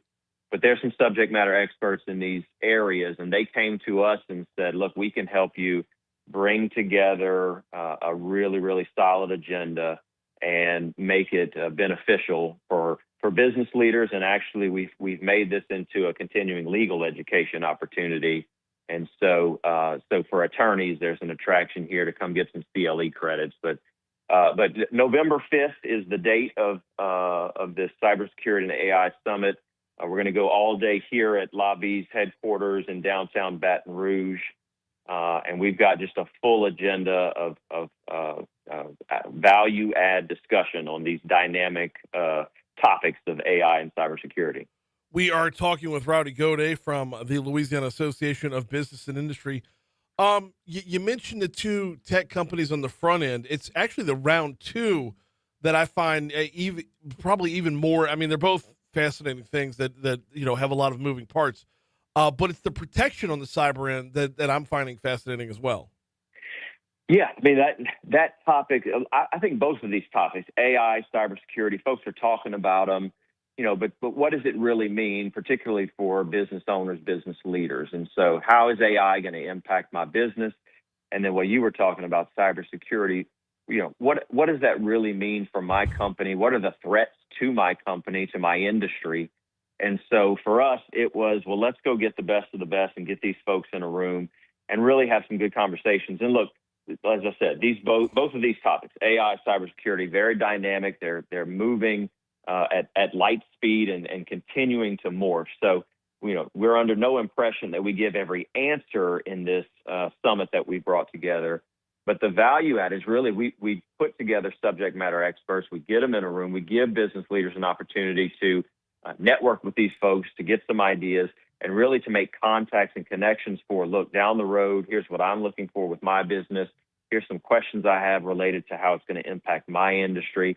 You get that opportunity to stand in front of these subject matter experts and pose your questions and get them answered. So look, we've got some sessions that we're going to start with on cybersecurity and the threat to that landscape. That's our friends over at General Informatics who are going to provide some insights onto that topic. Then we're going to get Sean Usher with SparkHound, CEO over there, is going to talk to the group about how to get business value out of AI. Again, I think that's on the tip of everybody's tongue. I know it's out there. I'm hearing people talk about it. What's the business value I can get from it? And then, as you just said, section 2 or block 2 of our full day is that we move into cybersecurity. We've got an attorney named Sarah Anderson, nationally recognized, and even beyond the country, but nationally recognized for her work in cybersecurity and cyber liability. And so, she and I have had a few prep conversations leading up to November 5th. And I mean, she's just got some dynamic content that she's going to roll out for everybody on that topic. And then to close out the day, I'm confident many folks know, but up in the Shreveport-Bossier area, we've got the Cyber Innovation Center, which frankly is leading in the topic of cyber research across the country. And so that asset for the state of Louisiana, we asked the president of that organization to come in, give us an update, give us how they're working with universities and communities and businesses, and what that landscape looks like. So yeah, it's a really exciting agenda. We're really thrilled about it. We've actually got only about 40 spots left in registration. We put out a save the date. We started filling up. We put out the agenda. We really started filling up, and so we maxed out at our facility at about 125 people, and so we've only got about 40 spots left. So we're looking to get a full boat in there. Yeah, it's and we're talking with Rowdy Gaudet from the Louisiana Association of Business and Industry about their upcoming cybersecurity and AI summit that they've got going on. It said Kevin Knowlton, the president of the Cyber Innovation Center. I don't know why that one is drawing my eyes the most, Rowdy, because all of them, all the sessions, you get the breakdown on them, the little bullet points underneath them. All the sessions are unbelievably valuable. But there's something about here stimulating innovation-based economic growth through strategic partnership. This sounds like it's going to be taking the old and mixing it with the new. And there's something about that I think is very, very relatable. Well, and that's what I said. I mean, getting in a room with folks who are leading in these areas, it can add so much value for business leaders. Again, the answers aren't there on a sheet of paper that we just aren't seeing today. It's morphing, it's changing on a daily basis. But coming and making these contacts, you get valuable insights from these folks. Resources, where to look when you're trying to figure out, okay, how am I going to approach AI and cybersecurity? Right. Is my current cybersecurity enough? Is it really there to protect me, or do I need to do more? This is why we pull together these. As I said, we do the policy at lobby inside the walls of the Capitol. We certainly work for that pro-business policy. This is another thing that we're charged with doing is look, what are the areas that business leaders are finding important? What are the questions they have?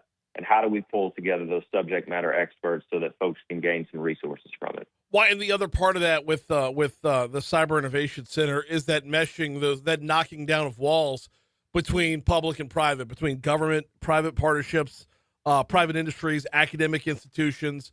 I mean, being able to knock down those walls so that everyone speaks the same language is unbelievably important. That's right. And that's where a lot of the continued research is going to come from, again, as we continue to evolve in these topics. So look, again, we're super excited. We've got, as I said, a couple of companies, Sparkhound, General Informatics, who are sharing, a lot of their insight and resources. They work in these fields. And then you've got some legal education as our third session to talk about protecting yourself, protecting your business and cybersecurity.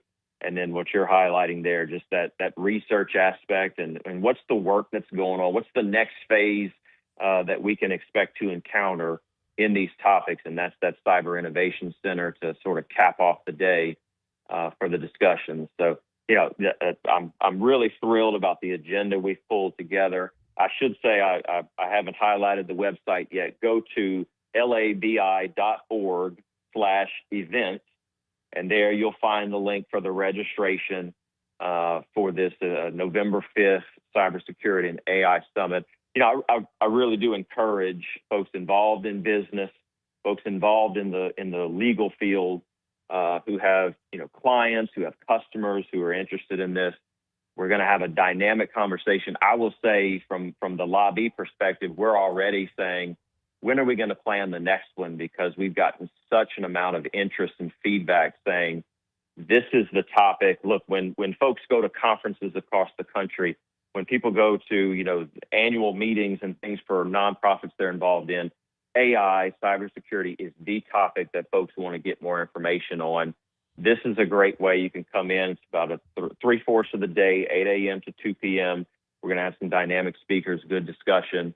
And it won't be the last time Lobby brings together this topic and subject matter experts on it, because it's what business leaders are talking about for sure. Well, especially in a field that is so ever evolving, and as the state's Chamber of Commerce, being able to make it translatable, relatable, understandable to businesses of all levels. I mean, that's unimportant. I mean, that's unbelievably important, because at the end of the day, it's like, if I'm a small business, where are my resources? That would be you. That would be Lobby. That would be y'all's 100%. job as the state's That's Chamber correct. of Commerce. So being able to get this from, from industry leaders down to everyone who might be a little bit scared about it, might be a little bit scared to walk down the path of AI because they don't understand AI. So it's really good stuff. The labi.org/events, labi.org/events is where you're going to find it. He is Rowdy Gaudet. We always appreciate the time, man. Thank you, Brian. Great to talk with you, man. Have a good day. You do the exact same, man. By the way, that's coming up on November 5th.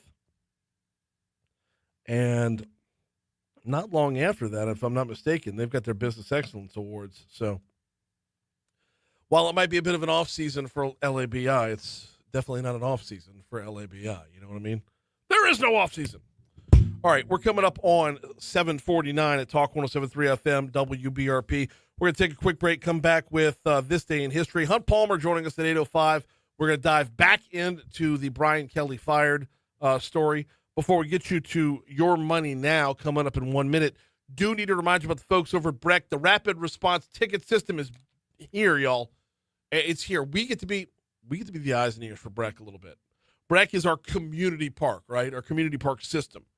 And they got a lot of land, a lot of parks, a lot of facilities, a lot of things going on. They've got to be all things to all people recreationally, right? Well, they could use a little bit of help. We could be their eyes and ears. If you see something broken at a park, something that looks amiss, something that looks like it's wrong and needs to be fixed, go to breck.org. You can fill out the rapid response ticket and get it fixed. For example, I'll give you a great example.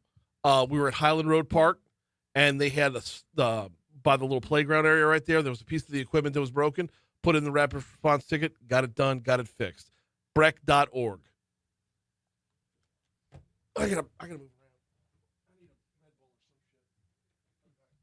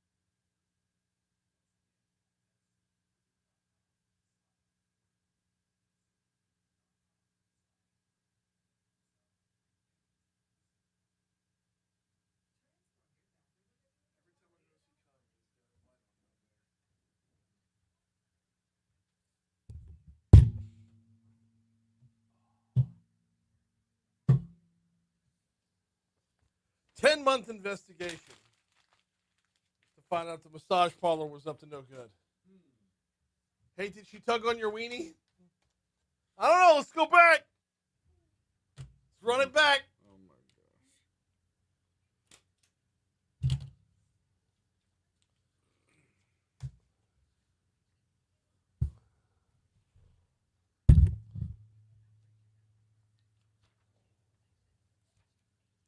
I mean, how is it not that simple?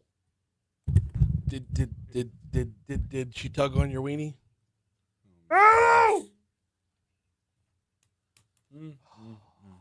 Unhinged.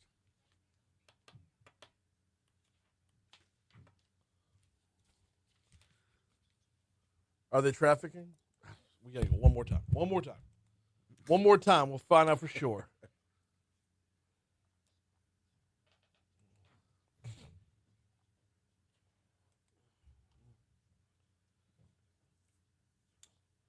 The outside in is going to be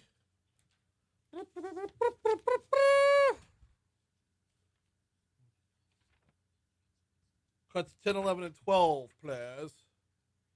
S'il vous plaît. Sounds good. So what is this? Colin and Grant? Yeah, I don't know their last. Colin Raby. I don't know Grant's last name yet. They got this thing called FarmMind.ai. We're just gonna have a simple little conversation Oh, okay. about what it does.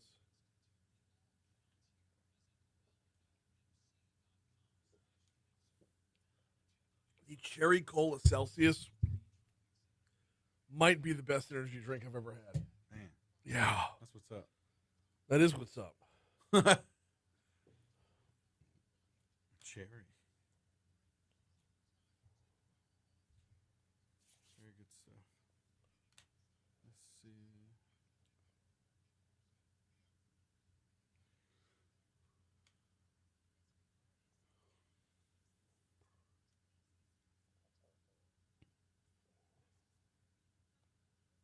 thing? Yeah, a little something.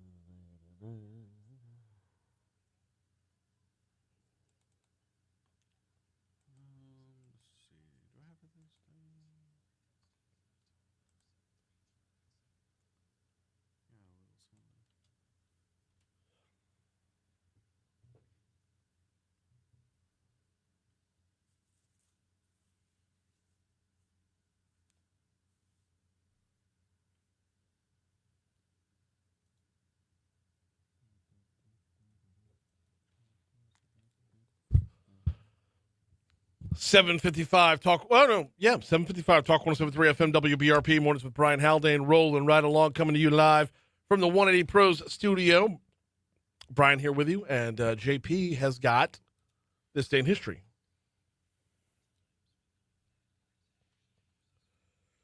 Boom! Back in time.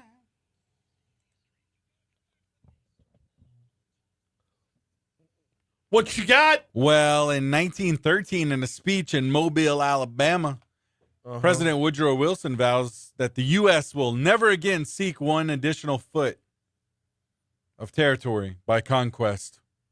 Really? Yep. No conquesting. 1913, you said? Yeah. All right. 1960. I mean, he doesn't have the authority to say that in perpetuity. Right. Just like, Like, no, we're if we never want to break loose tomorrow, if gonna we do do want to make Greenland a state, we can do That's that. right. We can. He do doesn't. we What he want. said doesn't go forever. No, absolutely not. So there you go, President Wilson. 1960, pop and soul singer Benny King records Spanish Harlem and Stand By Me in New York. Oh, Stand By Me, man. Such a good song. yeah. 1982, China announces its population has exceeded 1 billion people. Cool. What? Man, where are they at right now? That's insane. This day in 1795, Pinckney's Ooh. Treaty was signed. Ooh, there we go. Yeah, the Pinckney Treaty. It was between the U.S. and Spain. It gave the United States navigation rights on the Mississippi River. All right. How about it? 1964, Caesar and Cleo formed, What? now known as Sonny and Cher. Oh, I was gonna Oh, say. man. Yeah, their union lasted 12 years. I didn't realize he was 31 and Cher was 18 when they married. Oh, we can do. Wow. Yeah, All right. yeah. Hey, the movie E.T., this day in 1988, was released at home video, and 14 million were pre-sold. Love it. It's good stuff. Love a good pre-sale. There's also in this day in 2022 where Elon Musk takes ownership and control of Twitter. Yeah, it's going to collapse any day firing. now. Any day now. Yep. Any moment, any second. It could be now. Right now. But it's not.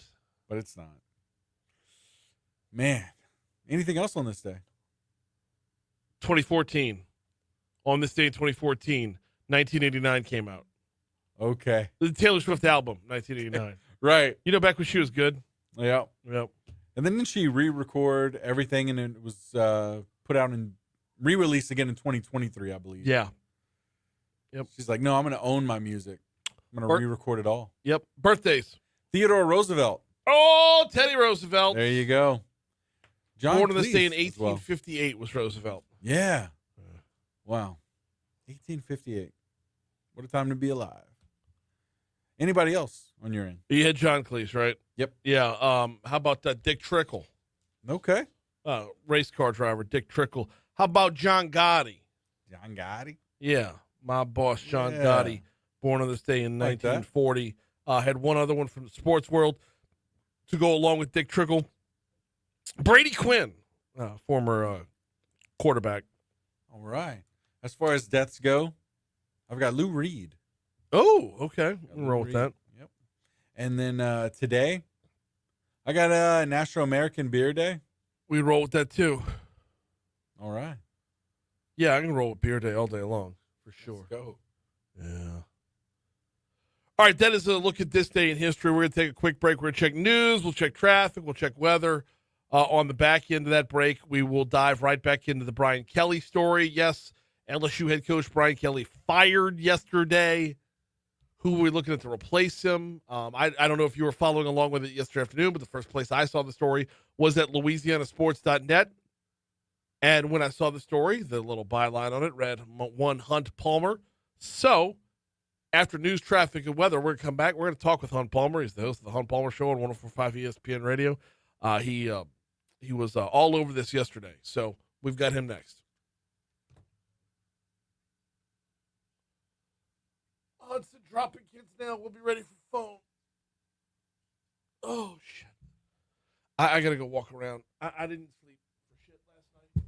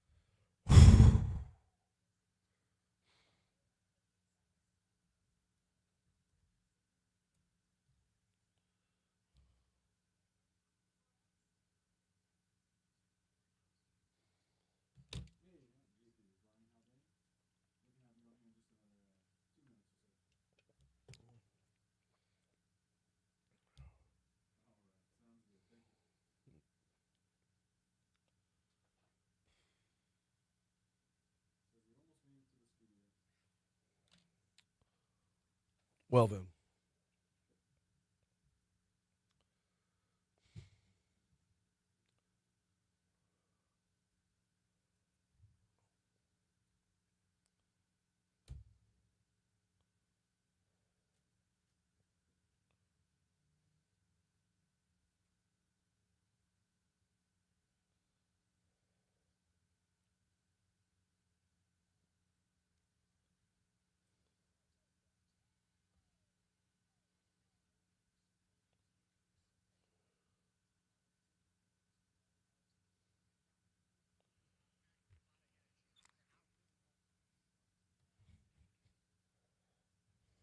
Boop, boop, boop, boop, boop.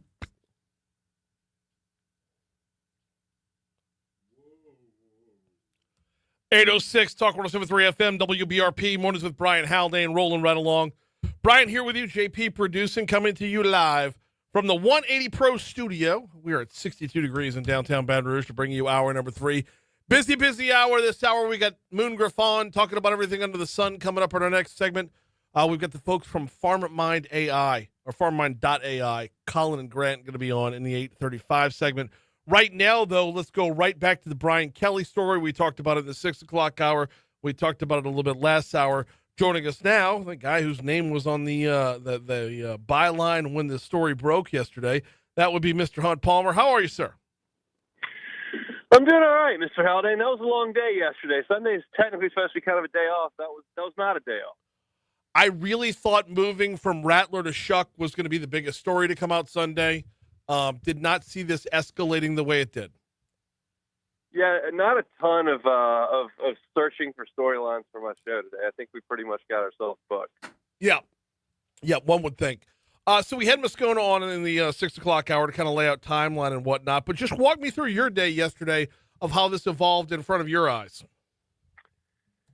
Yeah, I think probably similar to Matt. Obviously, we're working together with LouisianaSports.net. We found out in the mid-morning that wheels were in motion. Now, you had to figure out whether those wheels were staff changes or a change at the top. And I found out pretty quickly in the day that it looked like it was going to be changes at the top. Kind of got some things together for a story that was kind of ready, but it's not done until it's done. As you know, and negotiations can take some time, and that's kind of the sense that we got, that there were discussions that were ongoing throughout the day that were not finalized. So you certainly could speculate that things were happening, but it was not done until it was done. The national media kind of got its teeth in, and you saw some national reports that discussions were ongoing, which we were comfortable and understood, but you had to realize when it actually happened. And sometime in the 7 o'clock hour, we realized that. You found out pretty quickly that a team meeting had been called as well, and so we were comfortable to run the story. We're talking with Hunt Palmer, host of the Hunt Palmer Show, also writes for LouisianaSports.net, which I got to tell you, Hunt, we were at the Mercy Gym last night, Mercy versus St. George in the championship game. We're not going to talk about the result of that, but what I will talk about was that game tipped off at 7:15, and the story being passed around the stands on everybody's phone was the LouisianaSports.net story. So definitely out in front on this one from the start. Yeah, we were proud of that. Certainly my name is on the byline there, but Matt did a ton of legwork on it as well, and probably should have code bylined that. But it's a team effort, and we felt like we were more comfortable with what we were hearing with the people we were talking to, and turned out that we were on the right track. All right, so walk us through. Are we able to know what was rumor and what was real from yesterday? For example, when you talked about was the discussion about some staff changes, or was the change coming at the top? Was there any time where this was going to be staff changes and it escalated, or have we found out since that it was always a move at the top? I think there were discussions in the morning about staff changes, and I think Kelly pushed back on that. But I don't think that there was no chance that Brian Kelly was going to lose his job in the morning, and then all of a sudden there was a flip where that was actually going to be the case. I think ultimately that decision was going to be made. You heard multiple people report that there was a heated discussion between Scott Woodward and Brian Kelly. I'm comfortable suggesting that did happen. Yeah. And so I don't know. I can't say with certainty that it went from, hey, you need to fire the offensive coordinator and then you're going to keep this job for 4 more years, and then all of a sudden 10 minutes later it was, oh, you're not firing the offensive coordinator, you're fired. I think that's a little more rapid of an escalation. I think that ultimately this was going to happen at the top regardless, but that discussion certainly pushed it that direction. Let's talk about buyout. Let's talk about paying Brian Kelly. We covered this with Moscona a little bit, but I want to, there's, total audience turnover by this time. Not to mention the fact that you've written about it. It does look like LSU, in some form or fashion, is going to be paying him all $54 million. We will see. That has not been finalized as of last night when I went to bed, and I don't know pre-8 o'clock this morning if it has either. The contract reads that he is due 90% of the remaining salary, which ultimately, at this point, midway through a year, and it's January through December is how that's broken out. So they owe him somewhere in that neighborhood of $54 or $53 million, and that would be offset by any earnings that he would get if he goes to coach again, or if he gets a job in media, covering college football. I believe he's going to get the $54 million. They could negotiate that down if Kelly's open to that. I don't know why he would be. So I think at this point, at 8:11 on Monday morning, I think the plan is probably to pay him the $54 million before that has to be paid by 2031. So it's through the life of the deal. It's not like they have to cut him a check tomorrow for $54 million. And as they pay it in installments, if he does get a new job, that payment will be offset by those earnings. So, yeah, and even if he does get a new job, whatever it is under that $800K per month that he's getting, we're just LSU or whatever, whatever boosters signing these checks, LSU would be making up the supplement of the difference to where he's back up to $800K per month no matter what. That is correct. Yeah, he'll be owed that contractually no matter what. What is the Brian Kelly era?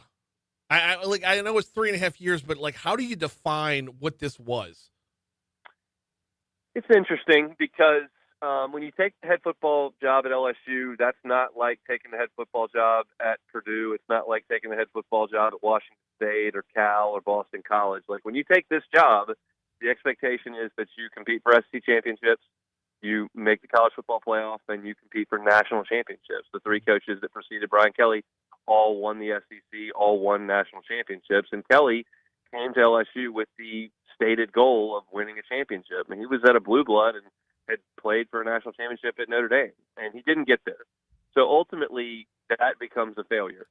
There are a lot of coaches at a lot of places that would take 31-14 in SEC games, and that would take the winning record that he had. It would take winning the SEC West and coaching a Heisman Trophy winner.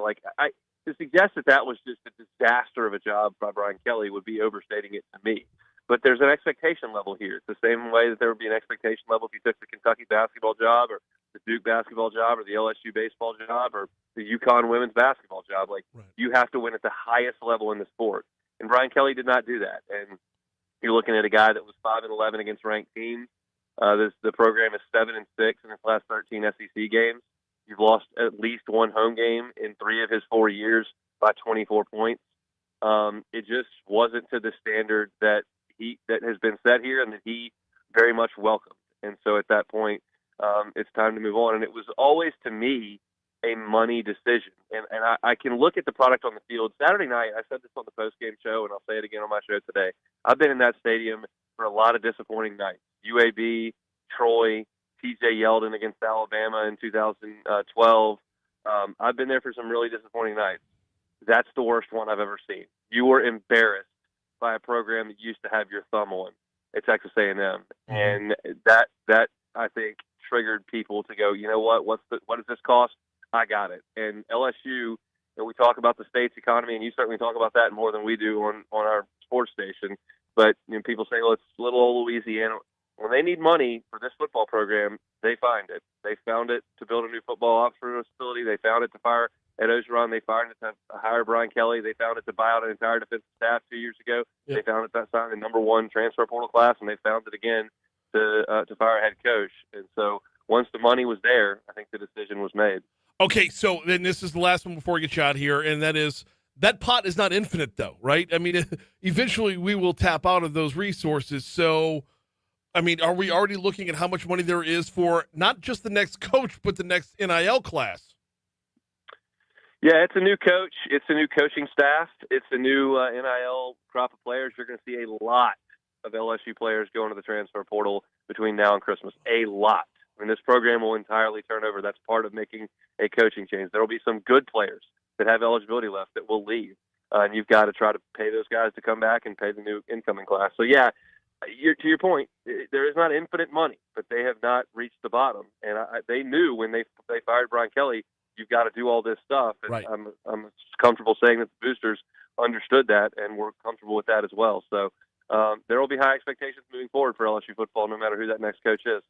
I'm working under the assumption that it's too soon to start talking about who's next.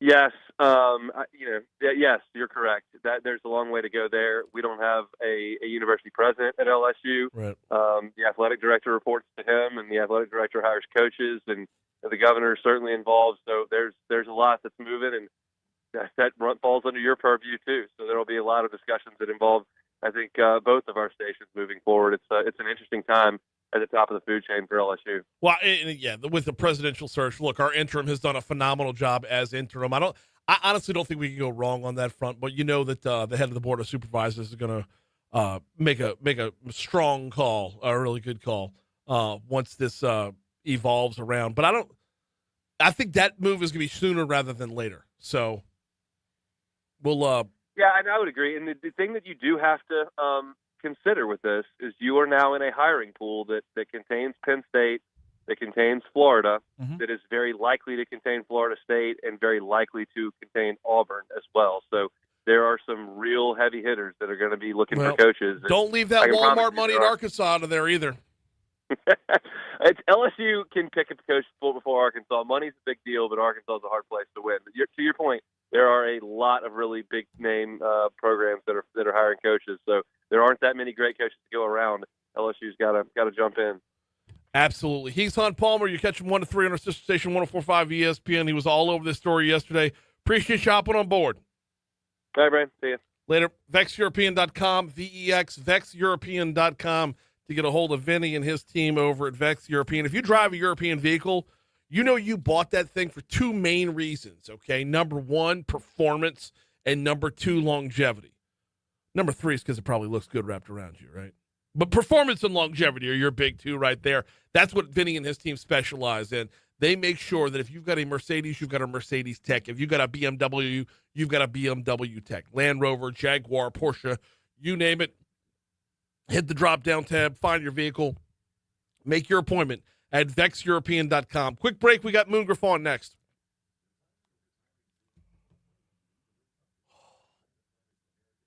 Pass! Oh, I'm so tired. Cockapoo-poo.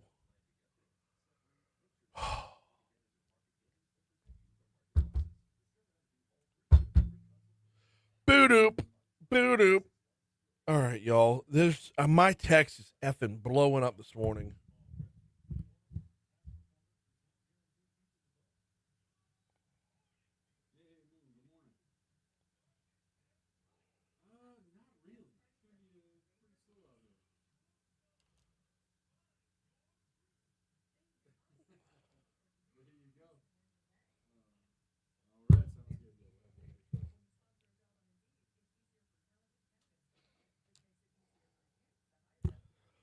Oh.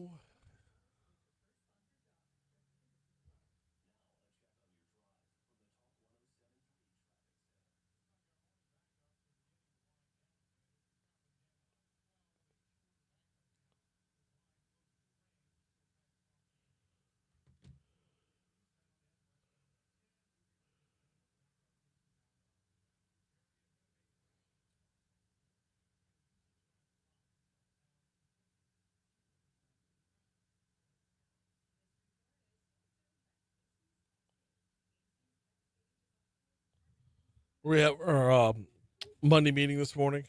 I can't wait to hear what the numbers are at LouisianaSports.net. I mean, it's just going to be off the friggin', it's going to be bonkers.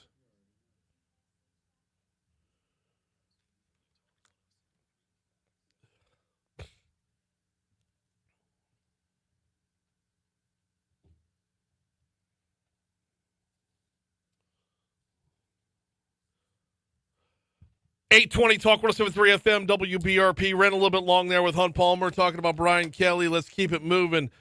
Covering everything under the sun with Moon. What you got, Moon? How are you? Oh, I'm doing great, man. Can I get to talk about LSU?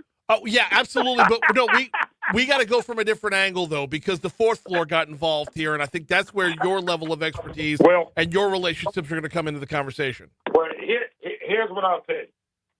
Here's what I do know, and people got to understand this, because I know there's a lot of people in Baton Rouge mad at Jeff Landry, and I get all that, but I believe in all my heart that Governor Landry stepped in and raised the money to buy Brian Kelly out. And I think he's the one who put the coalition together. And I think there's some other deals that are cut, and I don't know those. But Governor Landry helped, and some people that mad at Landry that wanted Kelly out. As you know, Brian, I don't have to tell you this. Y'all are home LSU football. Everybody knows what LSU football, LSU means to the state, to the area. And they are so mad at Kelly that you get anybody to come in and raise money to remove him. I think that's going to be a positive for the governor. I do. I really believe that. And so, you know, it's a shame all this had to take place, because now you're 2 or 3 years from probably being where you want to be again. There's no guarantee bringing in a new coach. Right. So I do think there's a lot. And look, I watched the national shows yesterday, Brian, and watched some of the things that were going on. And you know what everybody was saying? And this is not good, but I'm going to say it. What? Every one of them was saying, well, you know, the politics in Louisiana, the governor got involved. Y'all getting ready, I say y'all, LSU's getting ready to have a new president. Right. Whoever the governor was, that Tate guy that came in, that was Bill Evans. Yeah. Whoever the governor is, because of the board of directors and people like that, the governor has a lot of say in who the next president's going to be. The governor, and this is my opinion, I'll shut up here. I don't think the governor's going to have a lot of say on who the next coach is or the next AD if that happens. I just think there's going to be, I think he'll back up at that point and go, okay, we got a president in that he likes. Y'all go hire the best people. Now, I can be wrong on that, but I think that's how that's going to play out. All right, so and I want to stick with that because, I don't think the AD's in play right now. I think Scott Woodward's doing all right. And you're probably right. You're probably right on that. I'm not arguing with that. I know comes in, they like to have their own people, and that's a natural process. That's not a cut on Woodward. That's a natural process. Right, and I know a lot of people are going to point to his time back at Texas A&M to drag up $100 million mistakes, but that's not who he is. That's just that was the tenor of the contract at the time of the contract, and it was a mistake to be sure. But I don't think that's necessarily creates a pattern. Brian, let me ask you a question. Yeah. And I believe you can answer this, and I think I know the answer, but I'm going to ask you. Your AD hired somebody in a contract like Jimbo Fisher, Kelly, who else? Nick Saban, it doesn't matter. They can't just write the check. They got to get that approved from people above them. Oh, yeah. So so it doesn't become just the AD that says I can cut a check. That's why they're reading Woodward wrong in that aspect. Well, yeah. It's never solely on one person, but it's also always solely on one person. I mean, it's like the head coach of a football team doesn't make the mistakes during the game, Brian Kelly never threw an interception in the red zone. Correct. So that there are certain spots along the totem pole that get all the blame, and Scott Woodward will be one of them if we see history repeat itself. But I think he's fine until we do. Now, as far as the next president's concerned, Jeff Landry will be all over that, I'm sure. As I understand it, they've got 3 finalists right now. There's 2. It really feels like it's a 2-man race, though.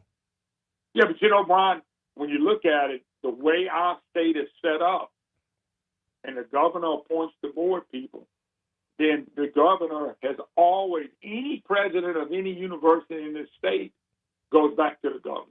Not a cut. That's the way it's set up. Mm-hmm. That's the way it is. And I by the way, just as a programming note, I've got calls into the governor's office to try and get him on this week. Also got calls into the board of supervisors who sent me a text says, I promise I'm not ducking you. We're love that on a Sunday. We're going to hear from everybody before the week is out. I'm almost certain, because there's so many moving parts right now that I don't think anybody wants to talk until they know what's what. I mean, this all moved very fast. Yeah, I agree. I agree 100%. And I even, I'll be honest with you, off the record, I texted Moscona last night, and Moscona just said, "What a day." Yeah. He was laughing at that. He said, "What a day," and I left him alone at that point. I just said, he's right. Wait, he was on with us in the 6 o'clock hour this morning to sift through all of it, and I mean, I still don't feel like we're done. In the meanwhile, you and I, we got more to talk about, man. There's still a special session going on, but before we get into any of that, have you checked your mailbox yet? Have you already gotten something from Julie Emerson? Yeah, just actually, I'm surprised that she hadn't hollered at me, but she told me before that she was looking at running in the race, and yet Julie has officially jumped in the race, which means you're going to have quite a few Republicans to choose from in a closed primary, which makes it very interesting. The closed primary at this point, though, is, I mean, nobody's winning this thing on the first ballot. We're going to have a closed primary with a closed primary runoff.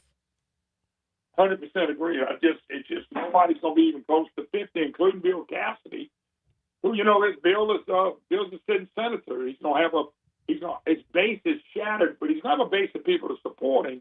If you spread it out, there's a lot of people feel like Bill will be in a row. But, if you're a sitting senator in a closed primary and you end up with 22 or 25 or 30, you still got a big problem, Brian. And that's going to be his problem. He making mustard and getting a runoff. I don't see how he wins it, but that's just me. Okay, so let me hit you with this one, and this is not coming from Bill Cassidy's camp. No, this is coming from my twisted mind. What if Cassidy flipped parties? I thought about him running. Your line's not twisted. I don't think he flips to a Democrat, because here's how this plays out. The way we're setting up now is, Brian, a plurality vote can win. It's going to be one vote in the fall. Mm-hmm. You're going to have the Republican candidate, the Democrat candidate, and then everybody else associated with the Green Party or whatever party it is are going to be on the ballot. So you might have 13 people on the ballot. So if Bill says, you know what, I didn't get the Republican nominee, I think I can win as an independent, no party first. Right. He goes run no party. Now his goal is just to win that race. If he gets 38% and he is the top vote getter, he wins. Right. I see that, which is pretty much what you're saying. I don't think he goes running the Democratic Party and gets beat. But I think running as an independent, he might take that chance. And you let everybody else fight it out and let everybody else spend their war chest once to have to build their war chest again. Because, you've got a bunch of people who haven't had to build that kind of war chest. You got Blake Miguez, you've got Julie Emerson, you've got Kathy Seiden. John Fleming's been around a couple times before, but he's loaned himself $1 million twice already. So take the money you've got, move it somewhere else, and say, I'll see your butts in November. Yeah, I do think, and by the way, because Bill is sitting as the head of a health committee, they put him there so he could raise money. That was all set up before the swamp put him there. So, yes, he could, but I don't know if he's not going to run as a Republican if he gets beat. Let's say I'm right, he gets beat. He can still go, I think, run as an independent, can he? Or can he not run as an independent? Oh, that I don't know. He could not run as an independent, no party, forget independent, no party, if he ran a Republican primary. That part I don't know. You know what? I'm a call. I don't have enough calls to make today. We'll get Nancy Landry's office in on this. That's something I need to check on, too. Well, whoever gets an answer first, we'll report back to the other one. In the meanwhile, what else you got on the show today? Well, no, a special session is a big deal. I get a little leery when they start moving dates back. I don't, nobody can say, well, we did that, but we didn't know this was going to happen. Democrats have been hollering and crying. You can't do that. It's an election cycle. I think the election cycle officially starts when people qualify. The move they're making would change the election process before everybody qualifies, and qualifying would be moved back to February. So I think the Democrats are wrong, but, they're trying to fight to keep the Cleo Field system. So they're going to say and do whatever they need to do. So that's what's going on. They're not going to mess with the district at this point. Right. They're going to wait and see what happens, which, by the way, is smart. I wish they wouldn't even in session right now, but they made the choice. I hope it doesn't go sour. There's a big push to get rid of closed primaries, which I do think would favor Cassidy. I don't necessarily guarantee he's a win, but it would favor him. And that's why you brought up the point. What if he does that? He could do what you're saying. I think he's going to have to do it before qualifying, though. I might be wrong, but I think he does. Moon Griffon, 9 to 11, right here on Talk 107.3 FM. Always appreciate the time, brother. No, thank y'all. Interesting time. Very, very much so. Here's news. All right. Oh, Colin.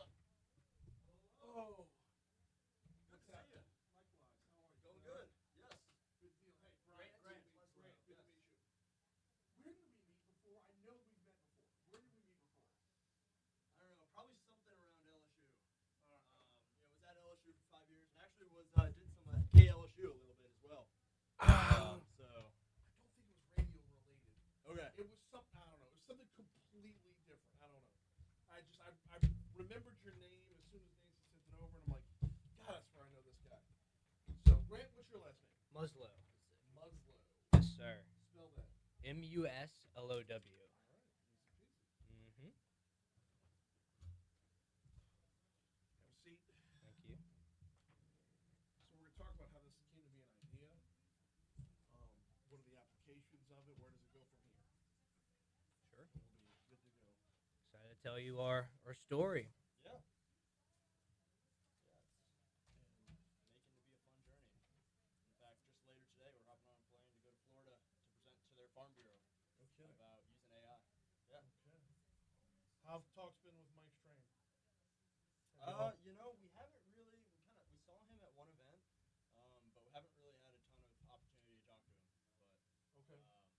Yeah, I mean, no obvious complaints or anything. So the hard part is this something you would implement like statewide, or because I feel like it's got to be nationwide? Smaller. Well, okay. Would it be top down or bottom up though? Like, well, practically it'll have to be bottom up. I mean, we would love from a scalability perspective. We have the capability to do it top down. But yeah, bottom up, and that's where like what actually has really affected us more than anything that's come out of Department of Ag is actually like the funds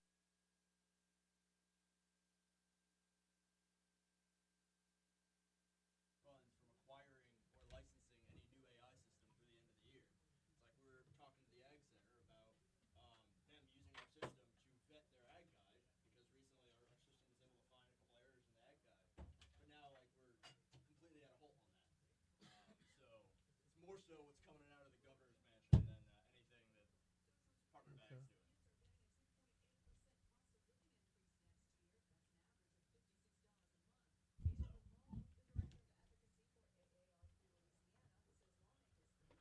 all right. And we're always on camera.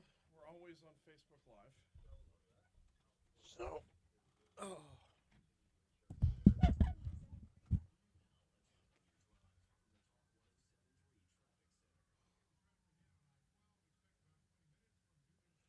Flashbacks to when I was doing the KLSU show, like before going on, I was having to tell people, no swear words, no influence, no nothing. Please don't cost me money.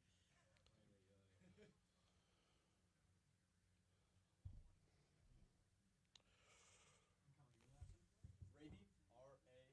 Thank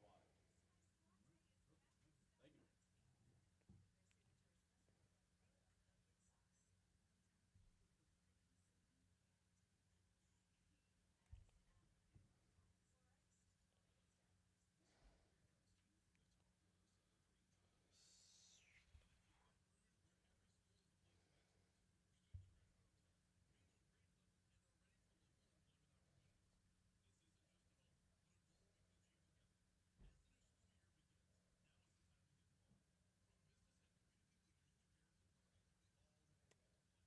Show's been good today so far? yep. Got to talk about Brian Kelly now? A lot. A lot.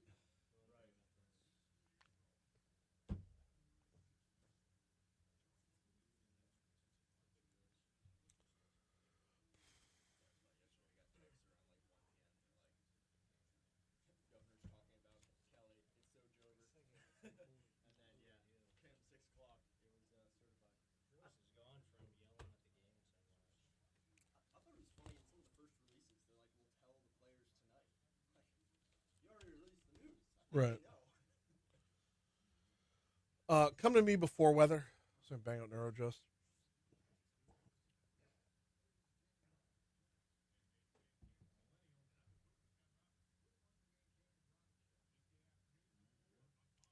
Yep. Take a quick second to tell you about the folks over at NeuroJust. NeuroJust.com is the website. Jordan's going to be on with me later on this week from NeuroJust. Just kind of talk a little bit about what they do over there. And if you are battling with anxiety or depression, I need your attention for just a quick minute. What they do at NeuroJust, it's called transcranial magnetic stimulation. This is not like the traditional sit-down therapy, and it's definitely not like prescription drugs. These are, they put a little helmet on you, send some magnetic pulses into the brain. It targets the part of the brain that controls mood. If you battle with anxiety or depression, you know how that feels. You know it's constant 6-foot waves running through your mind, and the constantness of it is what makes it just completely exhausting. That always fight or flight mentality that you have to be battling, calm those seas just a little bit. Learn more at neurojust.com. It's FDA approved, non-invasive, no side effects. 80% of clientele or 80% of patients show results from the therapy. More than 70% show full remission. Learn more at neurojust.com.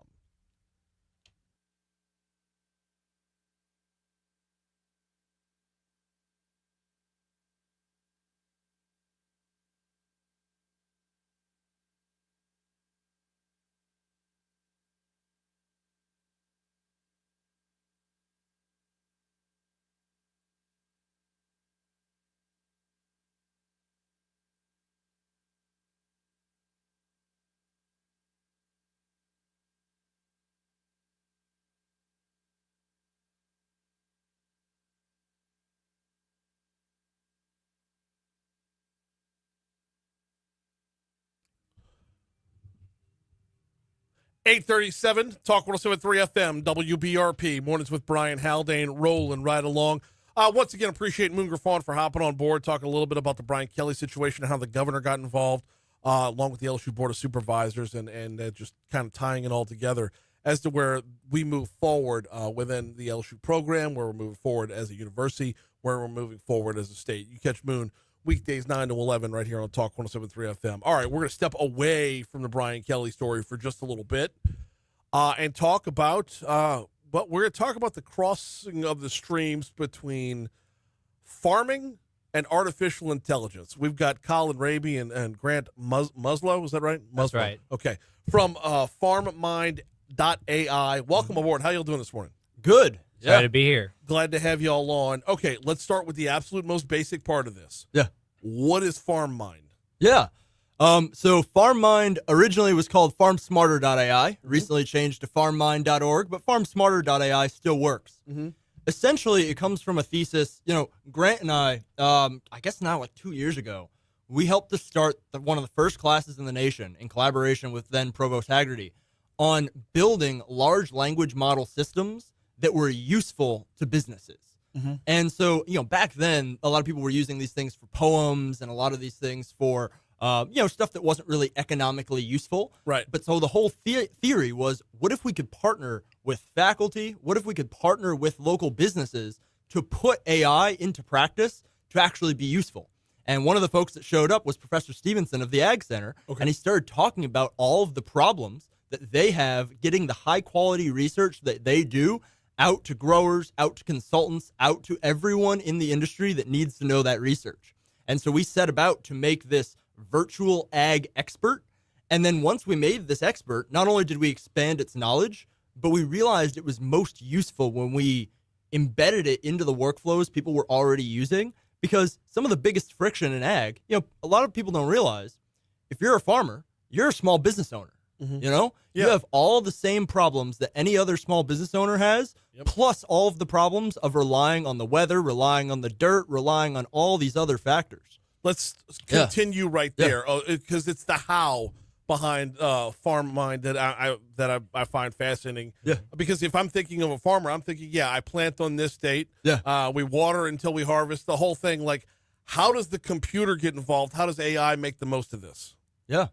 Well, I mean, at the end of the day, AI is pattern recognition. right? It's able to take these masses of data, all this research, all these regulations, all these literally millions of pages of research, and turn it into here's what matters for you. Right? Okay. Rather than having to keep up to date with the thousands of pages coming out every single year, if you're using this system, it can weed through all of that and tell you exactly if you're growing sugarcane in Point Coupee Parish with this certain history of using certain pesticides, herbicides, fertilizers, here's what the research shows and the regulations allow you to do to optimize your growing schedule.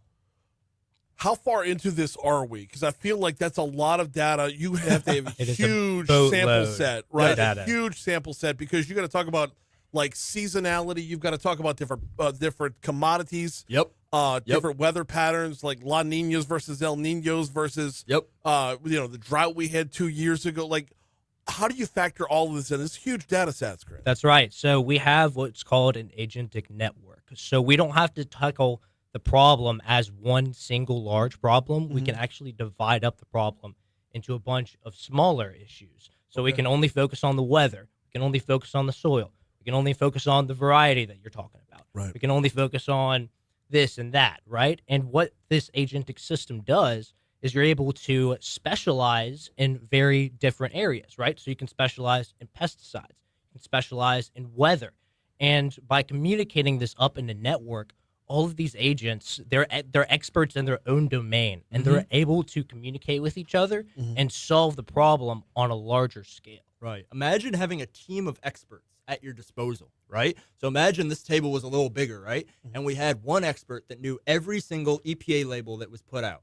We had another expert that knew everything the LSU Ag Center put out. We had another expert that knew all the journal information, another expert that knew all the weather, another expert that knew everything about fertilizers, right? And so then when you're trying to solve a complex problem, you can kind of throw it on the table and say, hey, solve it. And they can all debate to solve your problem. Okay, now you've got to take all that and then make it commodity specific, like all that for sugarcane, all that for green beans, all that for corn, whatever. Like it applies differently every time. Well, it turns out that a lot of this data, like once you take all this, like all of the information for all these different commodities is generally packaged together, right? So you have like the LSU Ag Guide where you have all of these different particular crops and such that are all in one guide, right? So frequently the way that information is published, these are all together. So it turns out once you're able to convert the raw information into something that the AI can understand, then you kind of, what falls out of that is a knowledge of everything, of all of these agricultural commodities. But the biggest problem is not only kind of getting that data, but then also converting it. That took a very long time to figure out how to do it. And then how to stitch all of these experts together to actually make them useful. And then also how to embed those into these workflows, right? Whether you are a crop consultant taking notes, right? With all of your crop scouts all taking notes and wanting them all to feed onto one account. Whether you are publishing recommendations, whether you are doing research and you want to make sure that the research says the same thing as the labels and the same thing as the regulation, right? All of these different things, having a virtual intelligence, being able to be there and help you is really useful. We've got Colin Raby and Grant Muslow from farmmind.org with us. Guys, this is catching on. You've already won some awards, won some dollars behind it. Tell me the story. Yeah, I mean, so like I said, in the fall of 2023, this started as just a research project in a class.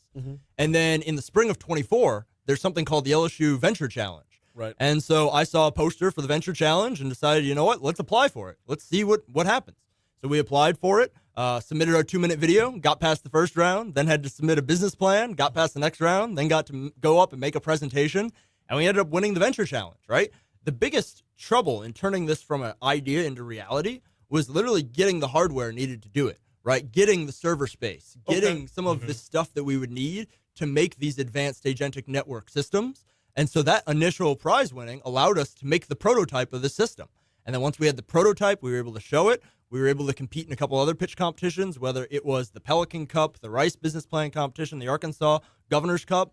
And, we were able to win the Pelican Cup. We were the first LSU team to come top 7 at Rice, first LSU team to place at Arkansas. And actually, just recently, we were named top 4 in the American Farm Bureau's Ag Innovation Challenge, where we'll be competing for their top prize this January in Anaheim, California. Which, yeah, I saw that story, which is awesome because that would be a lot of pardon the pun, seed money for you. Absolutely, So, exactly. Yes. It'll help us grow. That's Yes. too many puns, way too many puns. Ultimately, the goal here is fertile earth. Yeah. Ultimately, the goal here, we're talking with Colin Raby and Grant Muslow about farmmind.org. Ultimately, the goal here is greater yield, more profitability for our farmers, and at the same time, a more affordable commodity for consumers as well.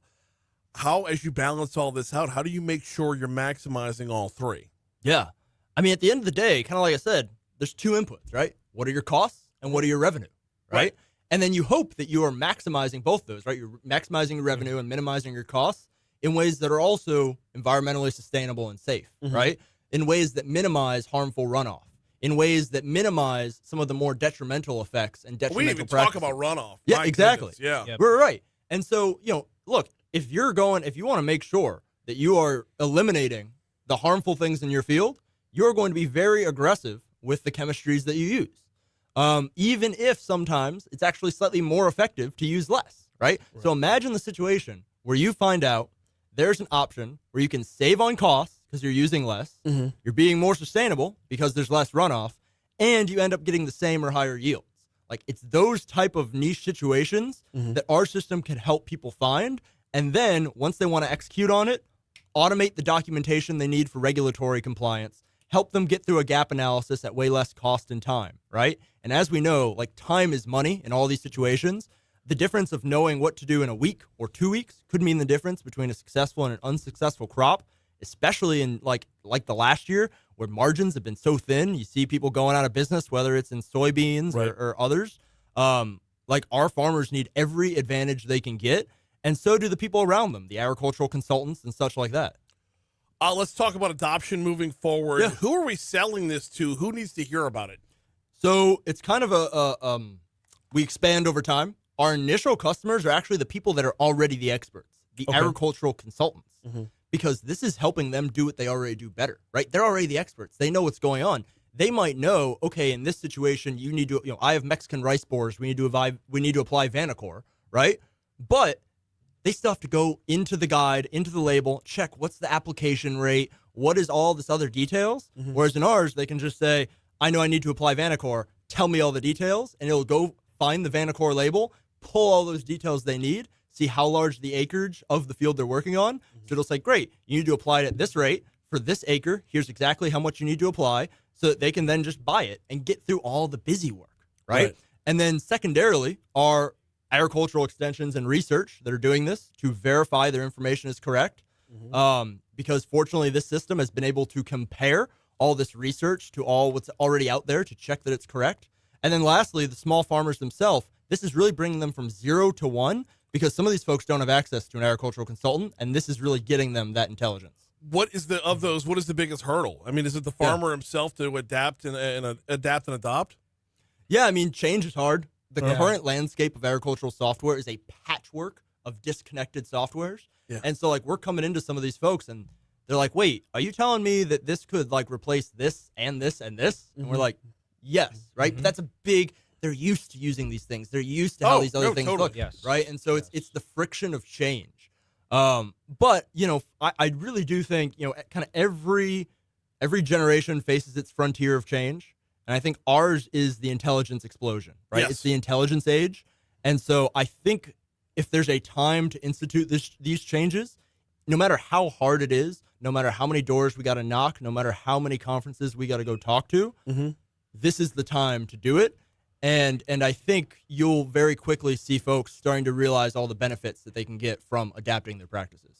Colin Raby, Grant Muslow from farmmind.org. Thank y'all so much for a couple minutes. Fascinating stuff. Very interesting new stuff. All right, thank y'all. We got Your Money Now coming your way 20 seconds from right now on the back end of Your Money Now. Of course, we'll take a little break. We'll check traffic. When we come back from checking traffic, we'll step into the outside in. Also, one more time, of course, our lead story of the morning, Coach Brian Kelly, LSU Coach Brian Kelly, fired yesterday. What does that mean? Well, we spoke with both Matt Moscona and Hunt Palmer about it. Both of those interviews will be available at talk1073.com as soon as the show's over with. Go Tigers. Awesome stuff. Awesome. Damn, that moved fast. Yeah. Flies by. All right. It Well, was- thank yeah, y'all. We're, for we're sure. super excited to be here. Appreciate it. Oh, very good. Yeah, so Nancy hit me up. I've yet to tell her no about anything. When she hit me up with this, I'm like, this sounds like it's got a whole lot of potential, but it needs a whole lot of translation. Yeah. And I don't know if I'm gonna be able to do all the translation, but I can do some of it. So. Tried to keep it as high level as possible. Yeah. Yeah. No, we appreciate it. I mean, it's definitely a, you know, yeah. So I had Mike Strain on the show every month. Yeah. And what we're tasked with in Louisiana right now is feeding the world. Yeah. And we're running behind. Yep. We're doing our best, and we do it better than anybody else on the planet. Mhm. But we're still running behind. Mhm. So how do we make more? Yeah. And Exactly. To me, this is as simple and as complex as that. Mm-hmm. And that's where like it's interesting. Like at first, we have to start kind of the bottom up, just getting individual buy-in because it's benefiting the individual consultants, the individual growers. But down the line, there's also a lot of really interesting stuff where you take all of that information anonymously, of course. Everyone's data is their data. Yeah. But then kind of using that to do more kind of meta-analyses to see how can we optimize the output of here to most benefit the state on an organizational exactly. level. And exactly. how, Yeah. And like literally sometimes we're starting to use this and sometimes the system is flagging like literally, you know, if you're growing soybeans in a certain part of the state, it'll say like, hey, just like do this conservation program that'll pay you $50 an acre. Because it's saying like this is going to be more, you know, this program you might not know exists where you can just like plant trees or something is actually going to be more profitable for you than doing what you've always done. Did I miss that in the segment, or did you just drop that on me? Well, because I mean, Yeah. factoring in where where the government can supplement is another part of their overall profit and loss statement. It's another part of their budget is Absolutely. subsidies. Absolutely. So yeah, no, and there's like so much that comes out of it. Like you know, it's one of the most interesting optimization problems we've ever worked on. Yeah. That's a lot to juggle, man. We recently instituted something where if you're tracking the finances on the system, Mhm. and you're using you're growing a product that has commodity prices, you can literally see like what the futures contracts are for the commodity prices. So at any point, you can see how profitable you'd be if you book your profits. Oh wow! It's like that's just not something that's available. Their somewhere. AI system Yeah. says, "Hey, well, you know, your financial statements don't really make sense because it look like you're getting Right. a cash price of this, but you should have just gotten the futures price because it was, you know, so much higher." So Yeah.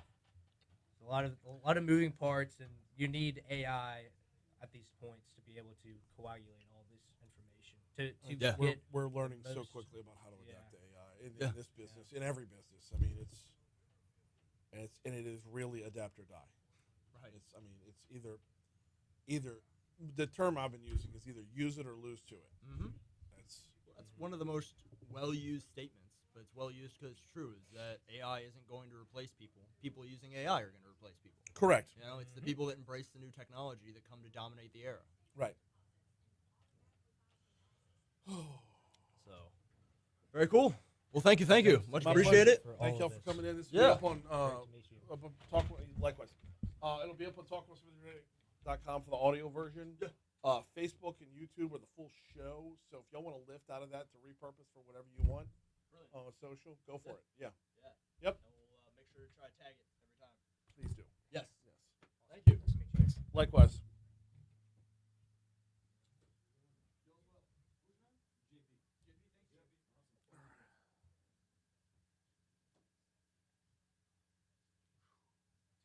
Bro, I needed their energy right there.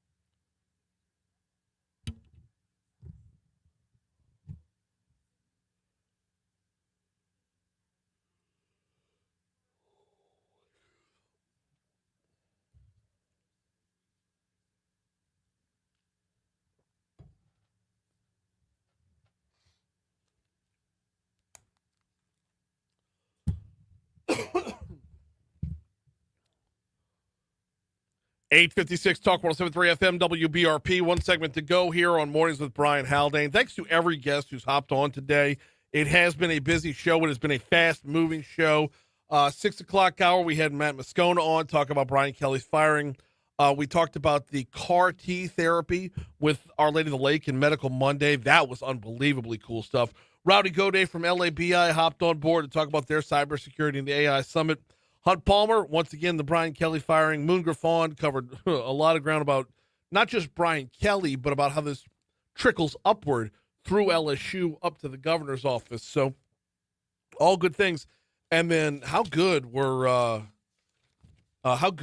Colin and Grant just now? Talk about farmmind.org. So a lot of movement today, and I appreciate all of it.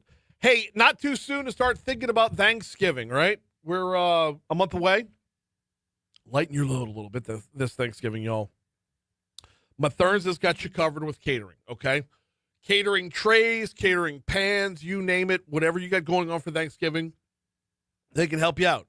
Want to, hit them up for the mac and cheese, the green beans, want to hit them up for the cranberry sauce, want to hit them up for the whole turkey.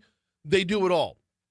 Learn more at Matherns.com or just ask if you're at Mathern's downtown, if you're at Mathern's all in the Nicholson Gateway Shopping Center directly across the street from Tiger Stadium, or the Mathern's on Highland Road just west of Kenilworth. Just pop in and ask. Say, hey, number one, can I lean on y'all for my Thanksgiving catering? And number two, can I steal the credit for it? And they will say yes to both. Time for the outside in. Let's go.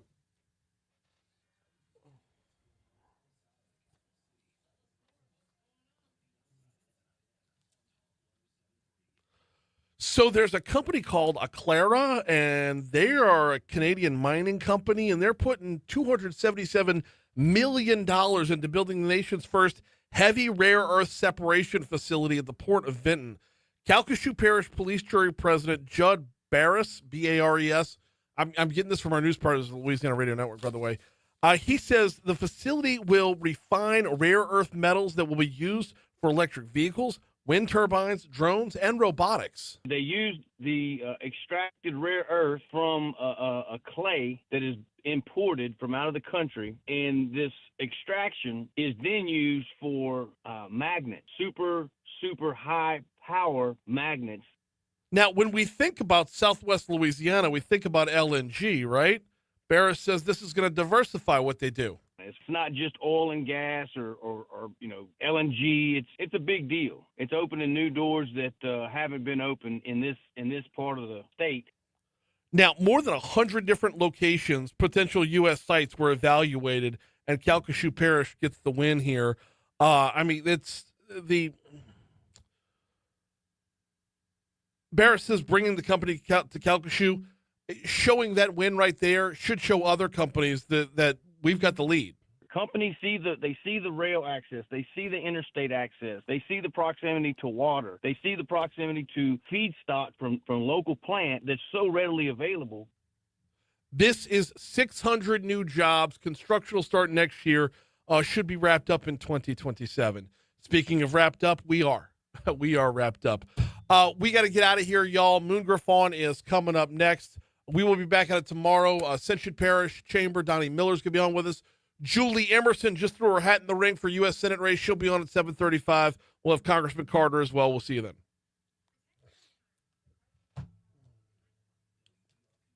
Okay, guys, I got to skedaddle. I've got a meeting before a meeting, so we'll see y'all on the morrow.